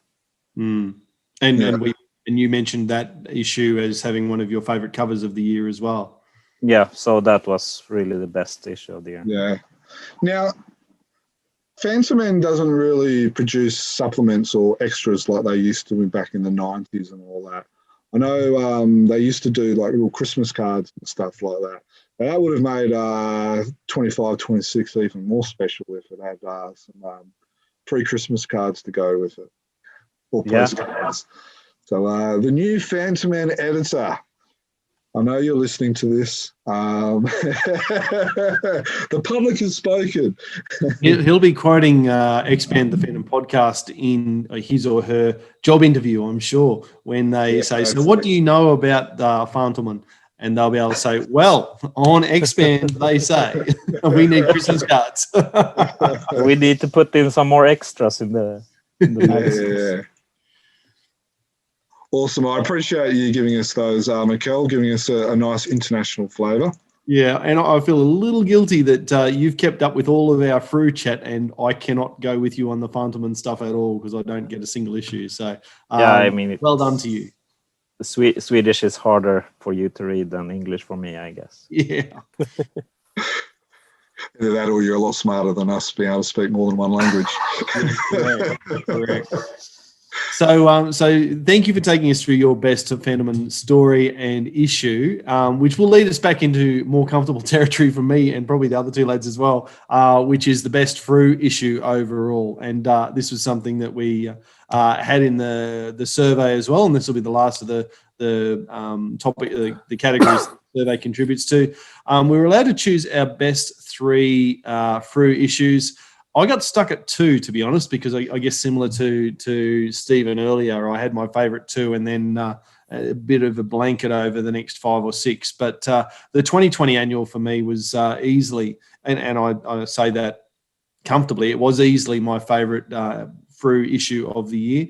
And I guess, and you know, up front, it's I know it's not going to be a lot of people's favourites because there were so many reprints in the actual book. But It came with a poster that is now hanging in my son's room. It came with the Kids Phantom supplement, which, as I've said, is also the comic book hero, the story that my son and I discussed the most. And he has read the 2020 annual multiple times, finding out all about the Isle of Eden. And he's come out and asked me questions about lions and tigers and bears, oh my, and dinosaurs and all the rest of it. So I guess that's the father in me happy that it's being passed down father to son, this love of the Phantom. And the 2020 annual has done a lot of heavy lifting there for me. I would also, my second is issue 1877, which had the adventures of Lucy Carey, but also had Peter Anderson's story, The Outlaws. And I know the artwork of Rafael Dantas in that story was not everybody's favourite, and I did say when we reviewed it that I found it a little bit overly wordy at times. But as a package, that classic story, and then another story, modern, fresh, new, set in the same universe, set in the same time sequence, which was a story that I had a lot of fun with. That would be my second, and I'll leave the third spot empty at this stage. Jermayn, what did you have as your best three issues? Where was it? The 18, so no particular order, 1869, which is the Held to Account and the Wharf Rats. And then 1877, which was the Adventures of Lucy Carey and the Outlaws. So that's the same as yours. For me, I like those stories because it provides the perfect balance. And you made a very good point about with your son is it provides the perfect balance of appealing to the newer fans but also the older fans in the sense that it's got a classic story in the sense, Adventures of Lucy Carey, the Wharf Rats, and they're printed very, very good. They've got a beautiful cover on them. And then there's a newer story. So it's like the perfect blend. And so for an older fan, they're happy because they've got an old classic story they can reread. But then for the newer fan, say, for instance, like your son or a 20-year-old or a 30-year-old, and, dare we say someone in their 30s could still be considered young, it has that perfect mix where they can read the classic, reminisce or fall in love with the classic stories, but there's also still the new story, which might appeal to the younger generation. So in my opinion, those two issues are the top ones that are the regular issues that Frew has released. Yeah. They should be doing more of those all the time, having that new and old, whether it's a sequel or whether it's related in some way, but that is the way how I believe Frew should be doing it. And then my third favourite is the Frew trade paperback of the Triad Saga. Just it being in colour, nice, thick, you can read the whole 5-6 parts together.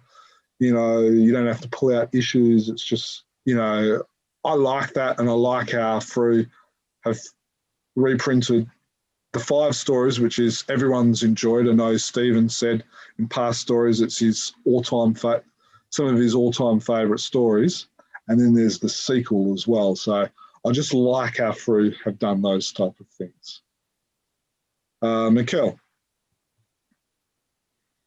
Yeah, I mean, I'm quite close. 1869 with the Held to Account and Wharf Rats and Looters. Great story, great cover, everything great. And then the trade paperback. I think all the trade paperbacks Frew have done is amazing. Yeah. It's good coloring, it's good quality. It feels the weight is good. I like the feel to just hold it while I'm reading it.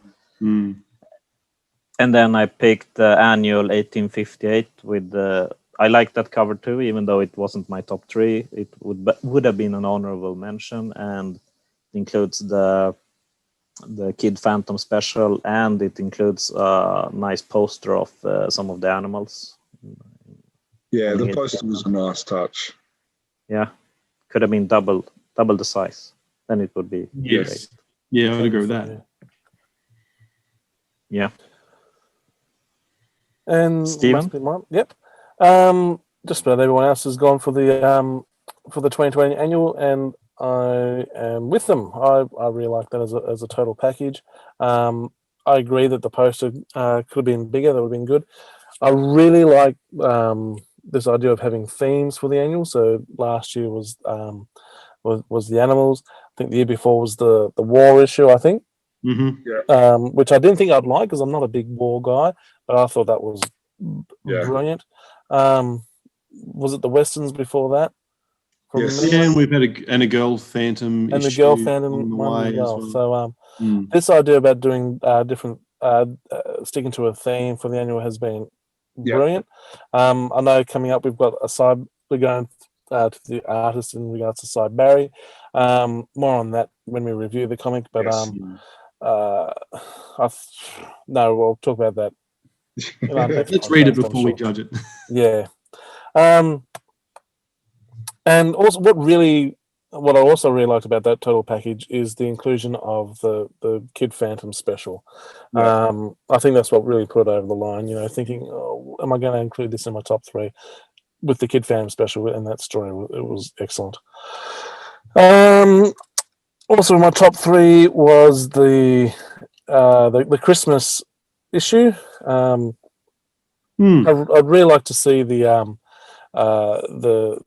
daily stories or newspaper stories, not just the dailies, the Sundays as well, a bit more regular in after issues. I wish we wouldn't have to wait till Christmas every year to really catch up on them. I think we mentioned this in our last podcast or a couple of podcasts ago. That there's a couple of stories that we need to catch up on. But yes, to be able to catch up a little bit on those newspaper stories, the Christmas issue gets a vote. And as Jermayn mentioned earlier, the Triads Saga is one of my all-time favorite stories. I loved it back in the 90s when I was a teenager and read the 5 issues when they came out. I was very disappointed that I wasn't able to get onto the review episode for Triads. I'd be happy if that was all in black and white, but color also adds another dimension to it. And then we got the bonus part at the end with Andrew. So as a whole, that issue was excellent, and I hope people who had never read the stories before got a thrill or a bit of a kick out of it. And now I don't have to pull out 5 or whatever comics to read it again. Now I can just pull out a trade paperback and read to my heart's content. Well, what I think I'm going to do after doing this podcast, is go back and read Duncan's story again, held to account. We've spoken about it so many times, and I didn't put it into my top 3 issues, but I want to go back and reread that now, as well as the comic book Hero. So it was interesting. 3 of 4 of us put the annual in our top. Just quickly, was it the extras and the theme that kind of sold it? Because there was no new stories or anything like that. Was it like the fact that it was a good theme and there was the extras with the poster and the Kid Phantom story? Was that what kind of made the annual special for you guys? Well, 2 minutes ago when I was just saying about the 2020 was exactly what I said then. It was certainly was a theme, but it's also, I know that not any of the stories in the actual annual were brand new, never seen before. But unless you're that 30-year-old fan who might have read them when you were 10, they're new stories to a lot of people. And I think it's easy for the older fans to, but then the mad collectors who have read everything for 25, 30, 40 years to go, oh, this old thing that I read when I was, 20 years ago. Lots of people haven't read it. And, I think that the policy of Frew at the moment, not to reprint anything that's been reprinted in the 20 years, that's a really good number. And it's going to get that they're essentially new stories for a lot of people. Yeah. So I don't think we should overlook that.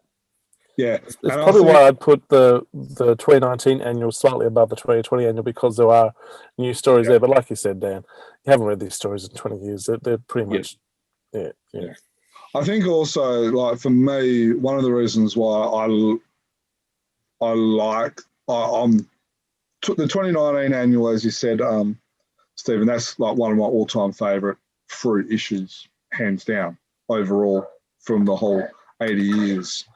With the 2020 annual, the fact that there was the poster and then the Kid Phantom thing instead of like a replica, and it kind of like made it acceptable, was the fact that it had those extras in it. Because, you know, for the old crusty fan, which, let's face it, the four of us are, is it still has something appealable to even us with those stories that have been published before. Now, the other question, yes or no answer, and this is a shout out to Nick, who I know is a huge fan. Steggy and his, yes or no? Love them. Let's get more stories with them. I want to see a story where his is riding on Steggy and they break in through out of the deep woods to help the Phantom with something that's happened. Fair enough, Mikael. I The mean, bullets are just firing off the top of them. You know, they're not getting through the skins.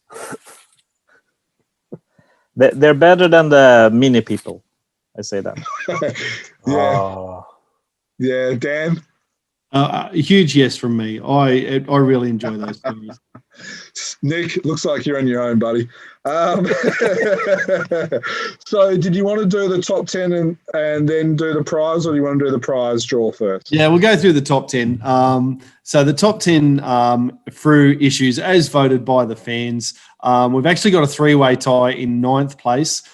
Two of those are Ibis mystery stories, so issue 1873 and 1876, both with Grange Wallace covers. The Ibis mystery part 1 and part 4 were tied in 9th with issue 1864, which was the fight against Singh part 1, and it also included a Heart of Darkness, one of the final parts of that. In 8th place was issue 1882, the Christmas special with the 3 newspaper stories in colour. The only colour issue from Frew in 2020 has finished in 8th place.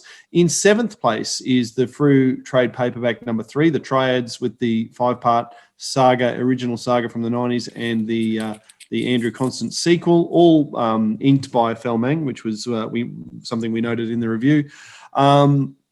In 6th place, we had issue 1877, which we've spoken about, the 84-page special featuring the adventures of Lucy, Carey, and the Outlaws. In 5th place, again, I suspect with that Jamie Johnson bump, is issue 1871, The Demon. It's a great cover and a story that perhaps we have underrated in the past. In 4th place, issue 1866, was one that surprised me with how high this was. Issue 1866, The Fight Against Singh Part 2 and A Heart of Darkness issue. It just seemed like a really random issue to have in 4th place, a part 2 of a 4-part series with a Heart of Darkness chapter. But there you go. What do I know? In 3rd place was something that 3 of the 4 of us voted for, was issue 1858, the 2020 annual, which, as we said, included the bonus poster and Kid Phantom special number 1. In 2nd place, Mikael Soul is someone who we didn't mention as an author or a favourite writer of this year, but he wrote the story that finished in 2nd place in terms of favourite Frew stories. That's issue 1857, The Forgotten Tribe, with, of course, a Heart of Darkness chapter. So 3 Heart of Darkness chapters, as it turns out, across our top 10 issues. And in 1st place, in the same way that Daniel Picciotto's cover for 1869 and Duncan Munro's story for 1869 were both our favourite covers, and I say ours, the fan favourites, the people who voted. They were our favourite cover and our favourite story, and issue 1869 was our favourite issue, that 68-page special with Held to Account, as well as Lee Fawkes' stories, the original Wharf Rats and Looters. And I think that probably speaks to your point earlier, Jerm, about new stories and old stories coming together in the same issue, a little bit for everybody, wrapped around with a stunning cover that we've mentioned that had that film poster essence to it. 1869 has got to be the runaway winner, really, of 2020 for Frew, given that it was our favourite cover, our favourite story, and our favourite overall issue.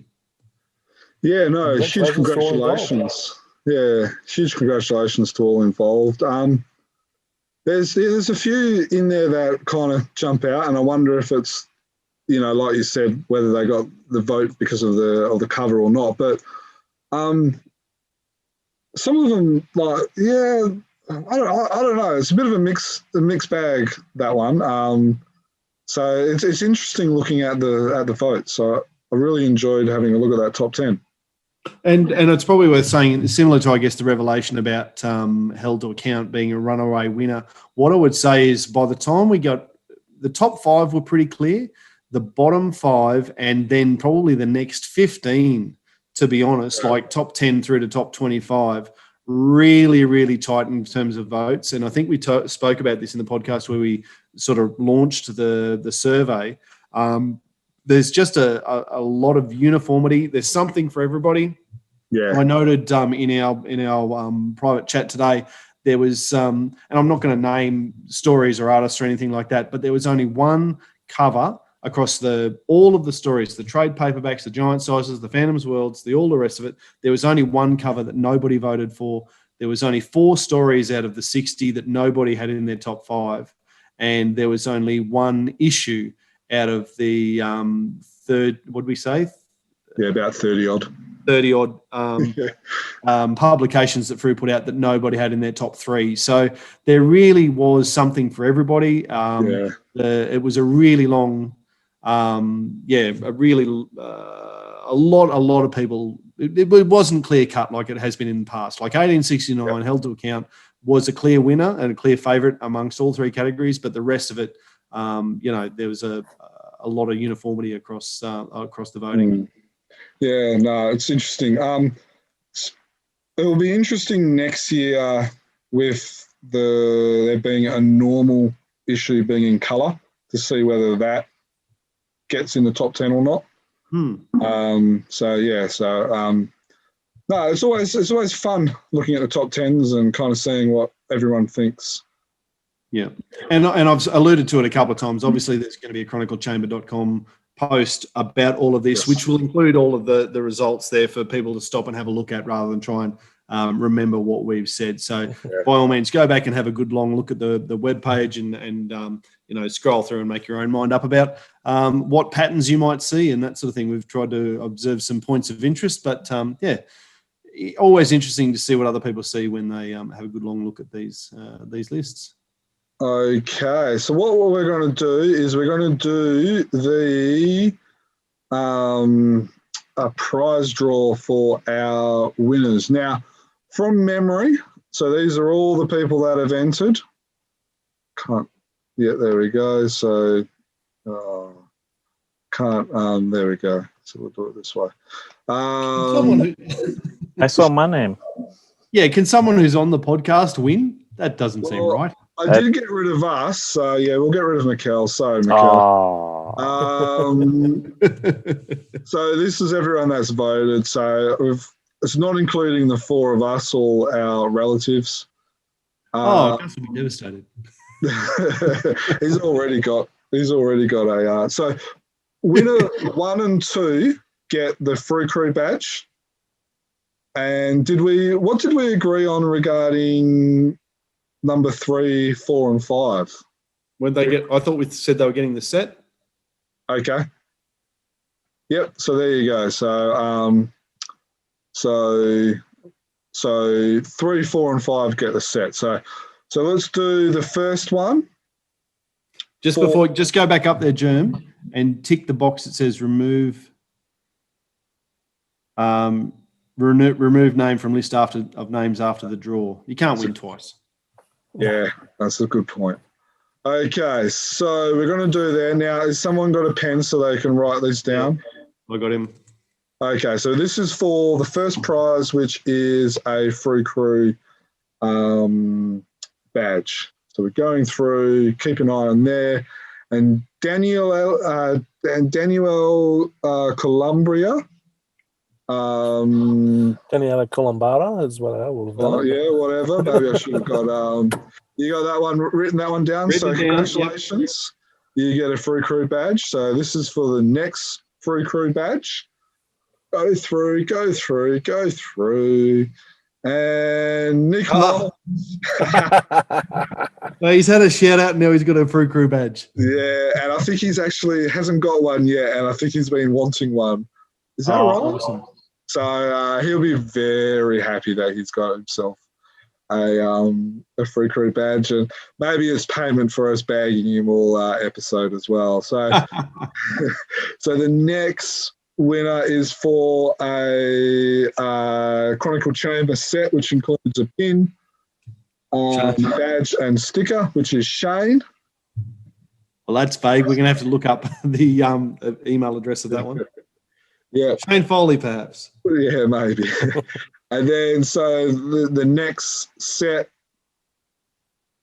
is Glucio Cardosa. Congratulations. Friend of Chronicle Chamber. Phantasma TV Yeah. is his YouTube channel. Check it out. So the last winner is Adrian Wade. Awesome. So thank you everyone for joining in. I'll just let everybody know we've got those all written down, and we'll work out email addresses, who Shane is exactly, and postal addresses, and we'll get those off to you as soon as we can in the next couple of days. Yeah, so a huge thank you to everyone for voting. We had over 200, which is a nice number. So huge thanks to everyone. All these numbers, all the stats and everything goes to Frew. They see it all, and they then use it in their discussions of future planning and all that. So you've had your say, and now Frew have got all of that. So, yeah, huge thanks. Now we've got 2 more sections to discuss. Is it 2 more? Yeah. So the next one is going to be the best merchandise. Dan, do you want to go over the licensed stuff? And then Stephen, do you want to go over the unlicensed stuff? And then we'll go from there. That sounds good. All right. So the licensed material or merchandise that came out in 2020.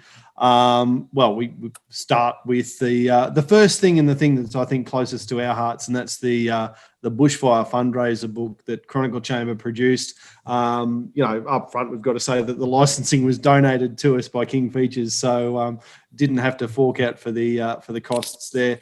But it was all part of a wonderful effort to try and raise funds for what at the time was the absolute biggest crisis of 2020, and is something that I absolutely don't want to belittle, because the bushfire crisis, which was literally a year ago to this day, that the world was staggered at the vision of Australia on fire, and I'm just so.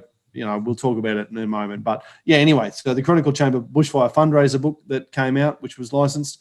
Later in the year, we had the Icon collectibles. They had the heat mug and the jigsaw puzzle, which I showed off proudly in our last podcast as having received those under the Christmas tree this year. Very excited about that. Wolfric Media, which we had a really good chat with Kelby Woodridge in a previous podcast. Number escapes me off the top of my head, but just scroll through your podcast feed and you'll see it there. A really unique, I believe. Sorry, 173, I believe. 173. Really unique Phantom collectibles in terms of something that you could absolutely personalise and is your size, but is still a licensed piece of jewellery, whether that's a pendant or a ring. Those were, a full range of things came out. There's probably not a lot of people who have got those, but there's certainly things that came out. Fantomen came out with a folder. Now that was for collecting comics in. Is that right, Jim? Yep. Mikael's got a couple behind him. Well, there you go. Yeah, Mikael just make some noise, mate, while you. Mikael's going to show us something, and he's also going to unmute his microphone. I'm not sure exactly where the new one is, because I just, as you see, it's just everything. Yeah. I have it in plastic. You can see through the Henrik Sahlström. But I mean, they work like this. That have 13 comics in them. Yeah, very good. Yep. So that's another piece of merch that came out this year. And Comics Kingdom have been really just upping their game year on year, really, in terms of the merch that they offer. Personally, still haven't bought anything from Comics Kingdom, and it's probably an oversight. But the big thing that was a huge, they wouldn't, if we'd asked them a year ago, what's going to be a big seller on Comics Kingdom in terms of Phantom merch, and if you'd said face mask, they would have said, what? As it turned out, huge. So you can get yourself a Phantom face mask, fully licensed from Comics Kingdom, but they've also got baby outfits, shirts, jumpers, some posters, socks, all of that sort of stuff. So that's all of the licensed stuff that we're aware of that's come out for Phantom this year. Steve, what about the unlicensed stuff? I have to go into Comics Kingdom now. I didn't even realise they had a face mask out there. Oh, right. For the unlicensed stuff, well, yes, Chronicle Chamber, we've got our licensed stuff with the Bushfire book, but we've also got our nice little Patreon gifts. The keyring, the sticker, and the badge. The keyring I use every day. I've got it on my car keys. It's great. The Crooked Dice figurines, yes, they're not technically the Phantom, but they're the Phantom. And then we've got the Fabio Cult figurines, the Bust, what's this? Bust v Predator. The Phantom versus Predator diorama with his Phantom versus Predator. Oh, really? I don't think I've seen that. Yeah, And the full figure over water. And side barrier, we've got a Sunset Salute, Sunset over Bangala print, and T Public offerings. Yeah, no, that's all right. There was talking about T Public. I think Paul Mason had the Phantom Commando. He did too. As well on that. Yep. There you go. So Dan, when it comes to best merchandise of 2020, what's your what are your picks? Well, I can't go past the Bushfire book, and shameless self-interest involved in this, I suppose, because we as a group were so heavily involved in creating that. I'll talk about that again more in the best Chronicle Chamber moment bit, which we're going to do next, I suppose. But I really trying as hard as I can to put my own self-interest aside. I just thought that was a really well produced book with a great variety of images that was really timely and poignant at that time. I think a lot of that moment has unfortunately evaporated with what happened since, but in the time and in the moment, I thought it was just outstanding. I really I haven't purchased any of the Fabio Cult figurines, but the photos that you see of him producing them and some of the pictures you've seen of satisfied customers, I think that the work that he's doing is really, really nice. And if one of those turned up for free at my house, I'd love it.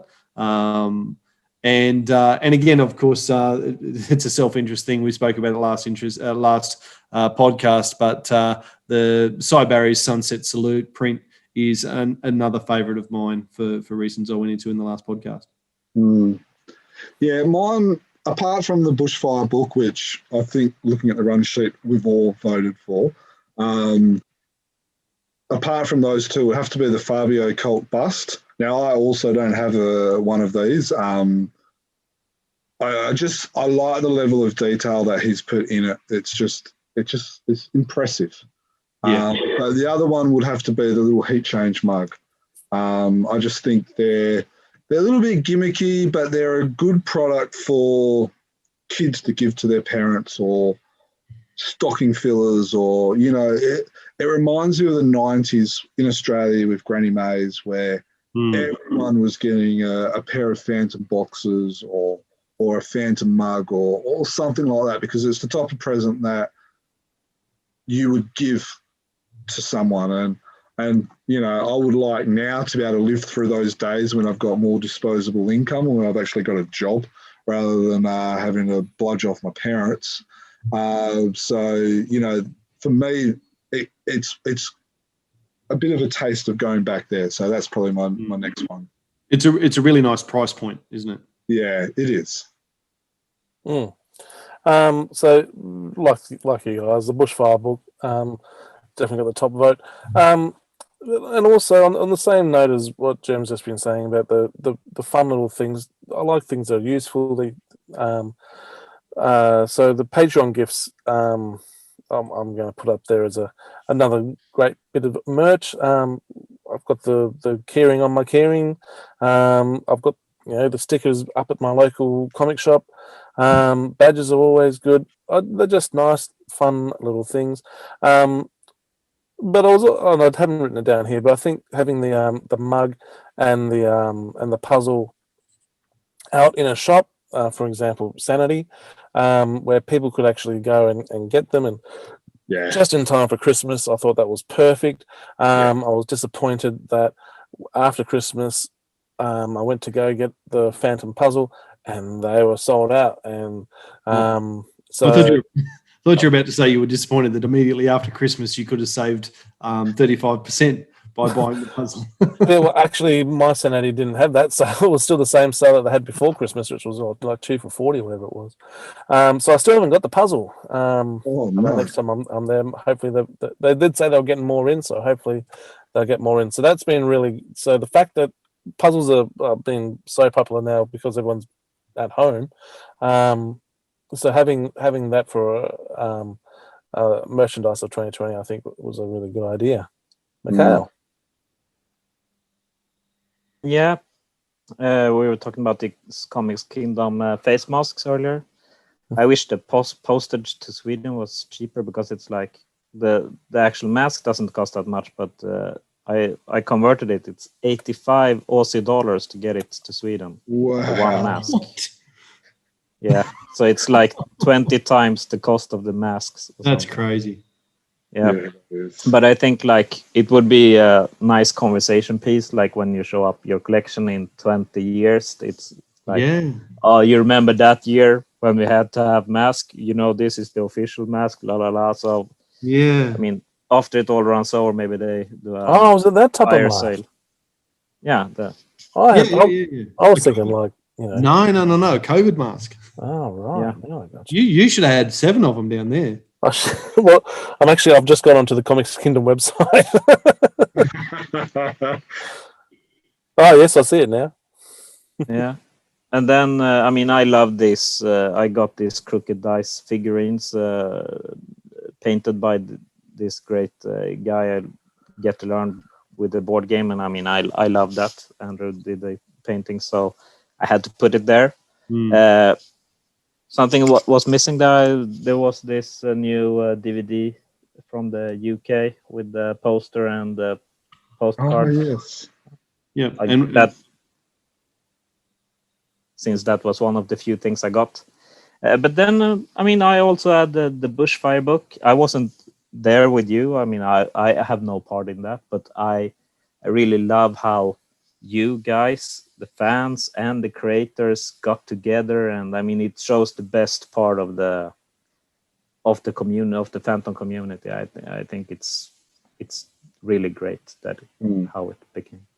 Yeah, thank you. It's interesting hearing your perspective on it, because for us there was a lot of late nights and stuff, and then hearing someone who's just a buyer of it, their thoughts on it and stuff like that. So I love flipping through it and looking at the images, but most of all, I think it's so great that you in so short time got so many to do art and get it out to people and doing something good for the world. And it shows the best side of everything. Yeah, definitely. Awesome. All right, so I lied before. I said there was 2 sections to discuss. There was 3. So now there's 2. So the next one we're going to discuss is the best Chronicle Chamber moment. So I think we all vote that the Bushfire book was probably the pinnacle. For me, the reason why it was the pinnacle was because it was a lifetime goal to create something licensed. I think I said this in the podcast where we actually discussed it. As a 14, 15-year-old, I actually started creating my own Phantom comic. I had it all written, it was actually the death of Labunga. He died differently in my story than in the actual Team Fantomen story. He got his head cut off and through the basket of it being pulled up a bit. I had just seen Braveheart, so I'm not sure if anyone remembers that scene. So I kind of pinched that idea. But so for me, it was a lifetime goal actually creating something licensed. Now, if I was to put aside the Bushfire book, it would have to be the Chronicle Chamber catch-ups that we did this year, the ones on Zoom. They were just the first one we did in June or July. That went for people were still talking for 4.5, 5 hours. It was crazy. There was, and we had some creators. We had like Paul Mason and Duncan Munro who stayed for the whole time, and they were showing stuff, talking to stuff, and then there was people asking them questions and they were answering questions, and it really helped itch the itch of not being able to actually physically catch up with fans this year. So that'll be my best Chronicle Chamber moment. Steve? Yeah, so of course the Bushfire book, being a small part in the creation of that. You two did the heavy lifting on that, and I did my little bit. But getting to podcast, haven't been able to do much this year, but getting to podcast and talk Phantom and, being able to, put work to the side and whatever else and just talk about and imagine, a fictional character who we all hold dear. It's just, who gets to do that? And, it's good fun. All right. So just getting the podcast, whether it's to, just us who are here now, or is it to, to creators or whatever. It's really good fun, and I really enjoyed doing it. Something that's I reckon I can put in the next section. So no, okay, that's me now. Dan. I guess well, obviously the Bushfire book, as we've said, it was absolutely, and if that's the pinnacle of ever working on Chronicle Chamber, I think we'll be satisfied, because that was an amazing 12-week period between conception and delivery of the book, and just seeing the overwhelmingly positive responses from artists to the invitation to contribute, and the variety of pictures that came in, and the work that went into putting it together, but then the absolute satisfaction of seeing the dollars tick over as the people purchased the book and paid for it, and we set up a shop account that we've never used since and probably never will again, to raise these funds, and then that overwhelming sense of satisfaction to donate that money and go from an idea that we had, and from the fruit of our labours and the labours of so many other people, and just seeing whichever artist it was say, right, I've just sold the original for $500, I've just sold the original for whatever it is, and it all adding up, and just seeing the amount of money that we were able to donate to a really worthy cause, because everyone just got behind it so immediately. It was just fantastic. It was so heartwarming, and I know so many people were so badly affected by the bushfires back then.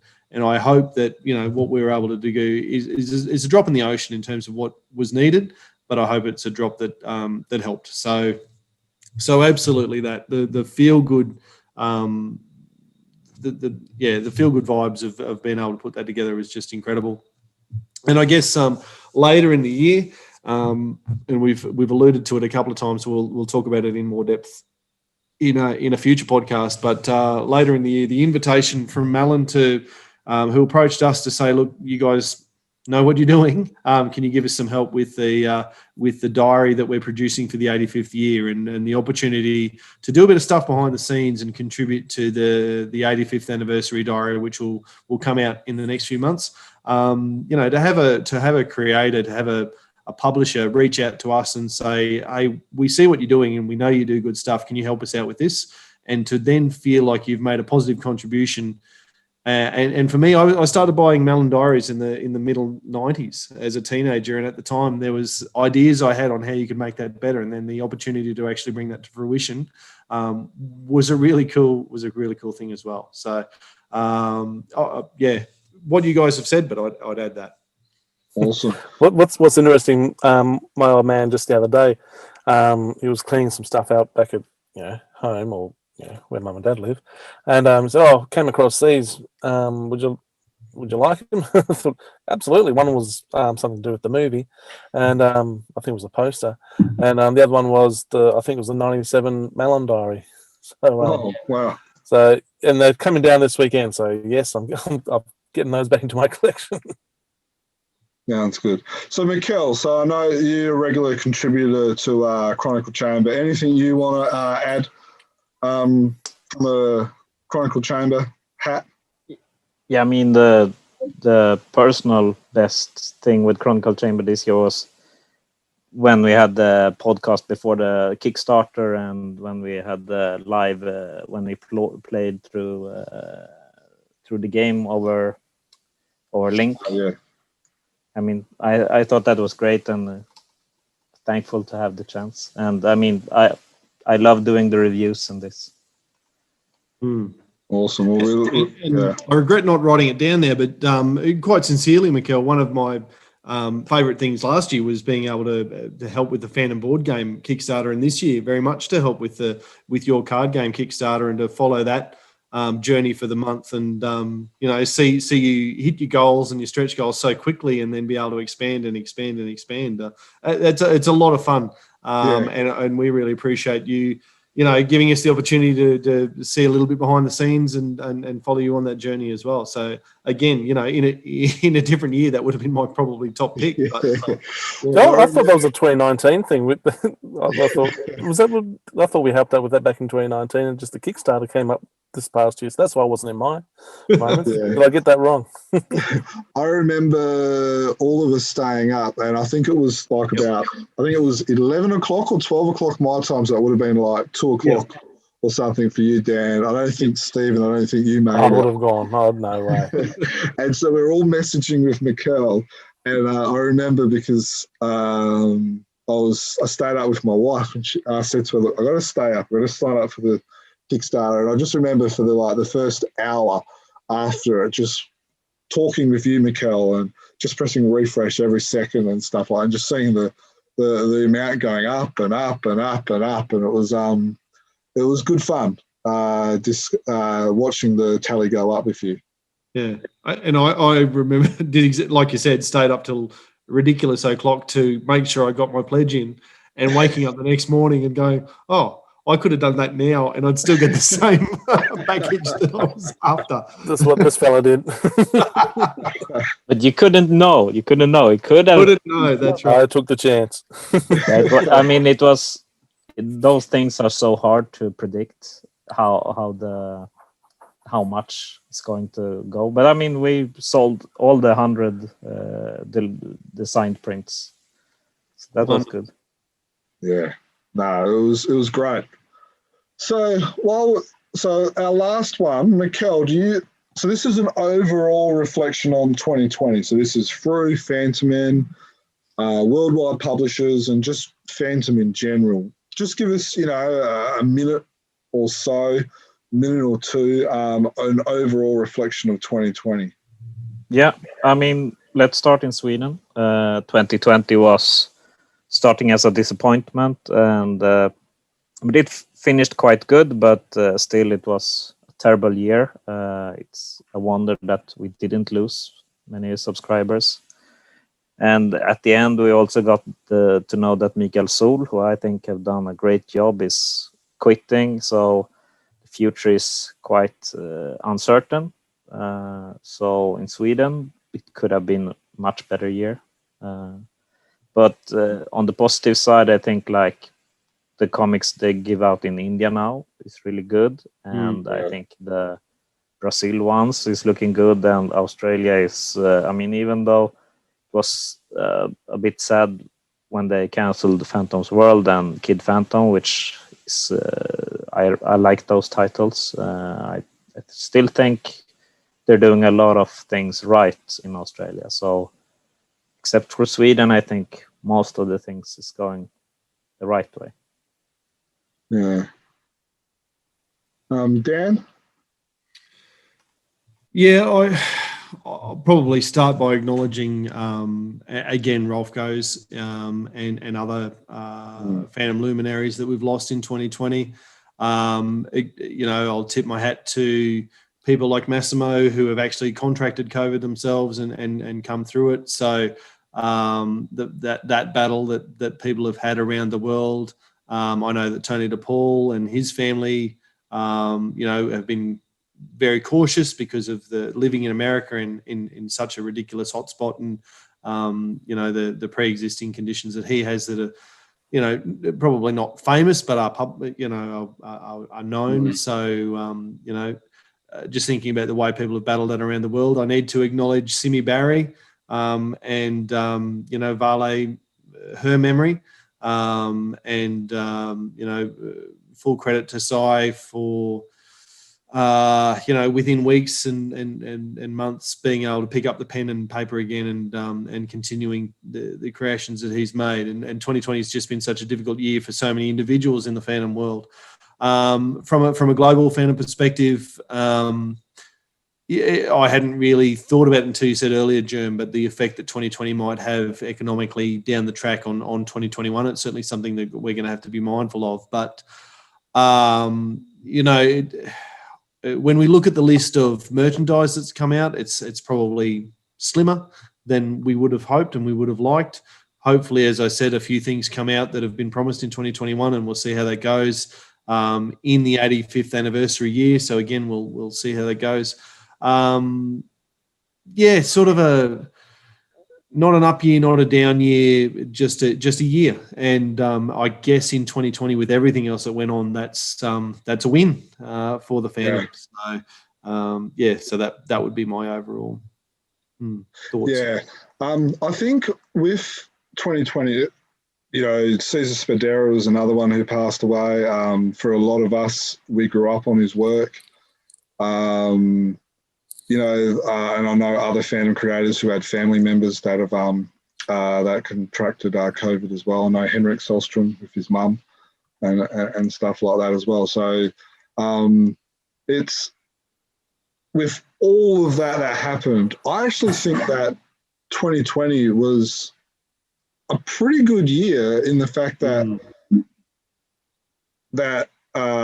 Brazil, India, USA, Sweden, Australia, and Hungary produced comics with the Phantom in it.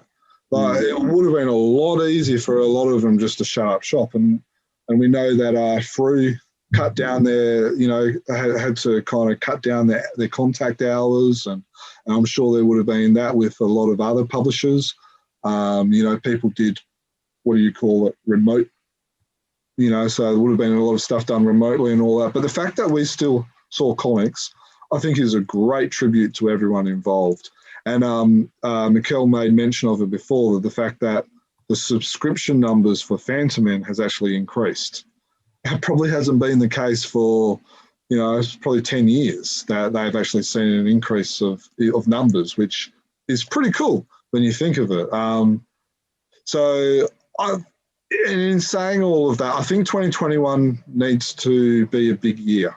There has to be some products that come out that kind of kickstart it, makes that, kind of makes up for a hard 2020, hopefully with the card game, the board game, the articulated figurines, and then hopefully with some other stuff like the Melon Diary and some more stuff with Icon and stuff like that. Hopefully 2021 will become a big year and kind of make up a little bit for 2020. And maybe, just maybe, there might even be a couple of conventions for people to go to as well.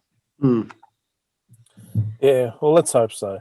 And I'm in total agreement, so I'm not going to be saying anything too out of the blue here. 2020, we held firm, or the Phantom held firm.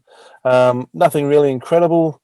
Of course, there's been some critical issues, and people have been able to come together, like we said on the Bushfire book. But the thing is, it didn't go backwards. The Phantom didn't go backwards. And the announcements of what's to come in 2021 are very exciting. So with the toys and the games, so very much looking forward to that. I forgot to mention about Sammy J and being a Phantom fan and not consistently, but semi-regularly mentioning the Phantom on his radio show. Will we go to any conventions in 2021? Depends if we can get over the border, really. Well, because it's a good question. I will be honest. I had this discussion with my wife. Maybe 2-3 days ago, about Sydney 2021, and I just thought of it then. So I'm still on the fence. I'm not sure whether I will actually go to Sydney this year. Purely because in Australia the vaccine may be out, and it will, if it does come out, it will probably be out to the first responders and stuff like that. So I won't be among those who will probably get vaccinated first. So I'm not sure whether I will actually go to any conventions in 2021. What about you guys? Well, for myself, I think it's going to be probably a decision made last minute as to what the status quo is, or the status. There's no status quo anymore. Whatever the status is at that time. I'm in Queensland, and over the weekend just gone, over the last 5 or 6 days, we've had a sudden 3-day shutdown, lockdown, to try and be on top of things, and that seems to be how we're managing things in Australia. I would be conservative. If there was any doubt, I wouldn't go. To be honest, because my job's hard enough. I don't need to try doing it from home as well. So Yeah. if I got caught in a hotspot, or the association with maybe a hotspot, I'm suddenly in a 14-day work from home situation. I'm not keen on that. As someone who had to work from home for a big proportion of this year, I'm in the same boat. Very conservative. Yeah. So what about yourself, Mikael? As I thought like 6 months ago, this should be over in any month. So, I mean, I still think and hope that after the summer, like July summer, it will be possible to go on conventions, at least national ones. Yeah. So the big one for you is what, Gutenberg, which is October? The book fair, I haven't been on that for many years. I usually go to the the Stockholm International Serie Festival. That's here in Stockholm. And then What month's that one? Yeah, it jumps around a bit, but it's usually end of the summer, like August, September, something. But then I would really like to go to the thing that Andreas is doing up north.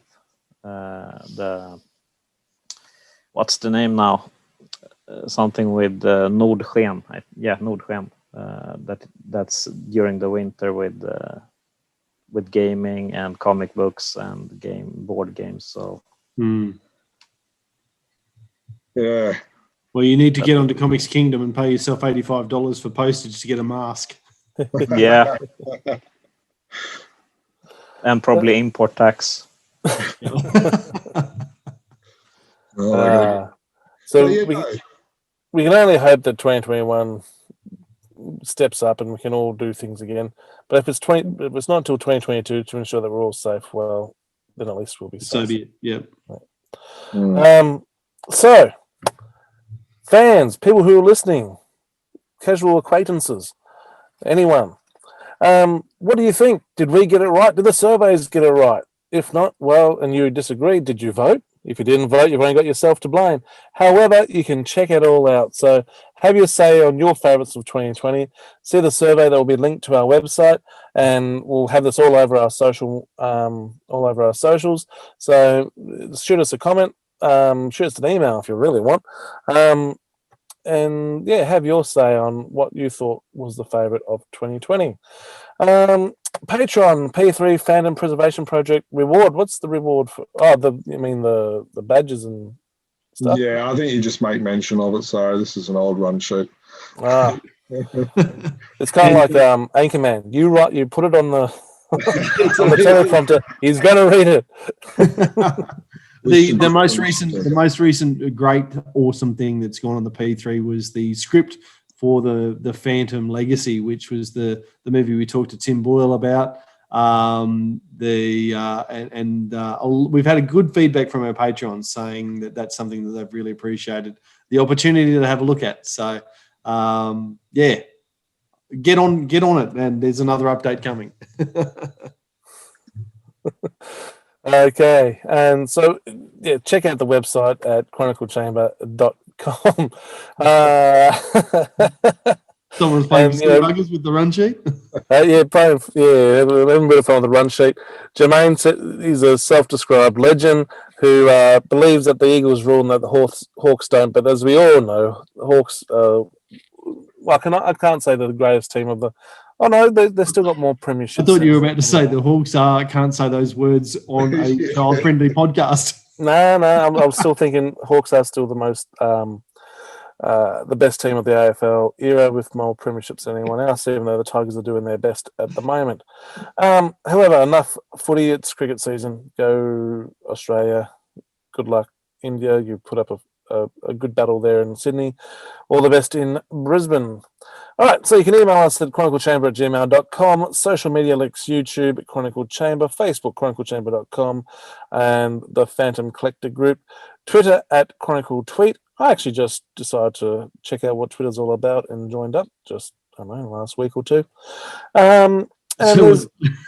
Hey? I'll save that political commentary for after the podcast.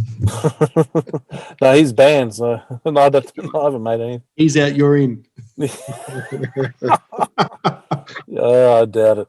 And of course, there's Instagram at Chronicle Chamber.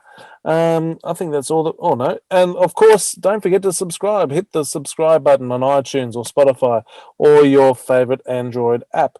Fellas, as always, it's been a pleasure. I'm looking at the time. I didn't realize that 3 hours has gone so fast. Yeah, you've done well, Stephen, to stay awake. Considering I'm not 100%, I've done really well. My wife is going to have words with me saying, you couldn't do this and that today, but you've been able to stay up till past midnight to record a podcast. But thank you, guys. Really enjoyed tonight. Mikael, thank you for joining us and from Sweden and giving us a bit of an insight as well from your neck of the woods for 2020. Dan, Stephen, always a pleasure. Thanks, guys. Yeah, and I'll throw in Mikael. Your reviews have been fantastic all year, and to have you come in live for the best of, really appreciate it. Good on you, mate. Thank you for having me, and happy Fantoming. Happy Fantoming. I'll back out to Mikael. Happy Fantoming. And all my sons will follow me, so evildoers will believe that this man cannot die. The Phantom, the ghost who walks. The Phantom, enemies beware. The Phantom's always there, but you won't find the Phantom. He fights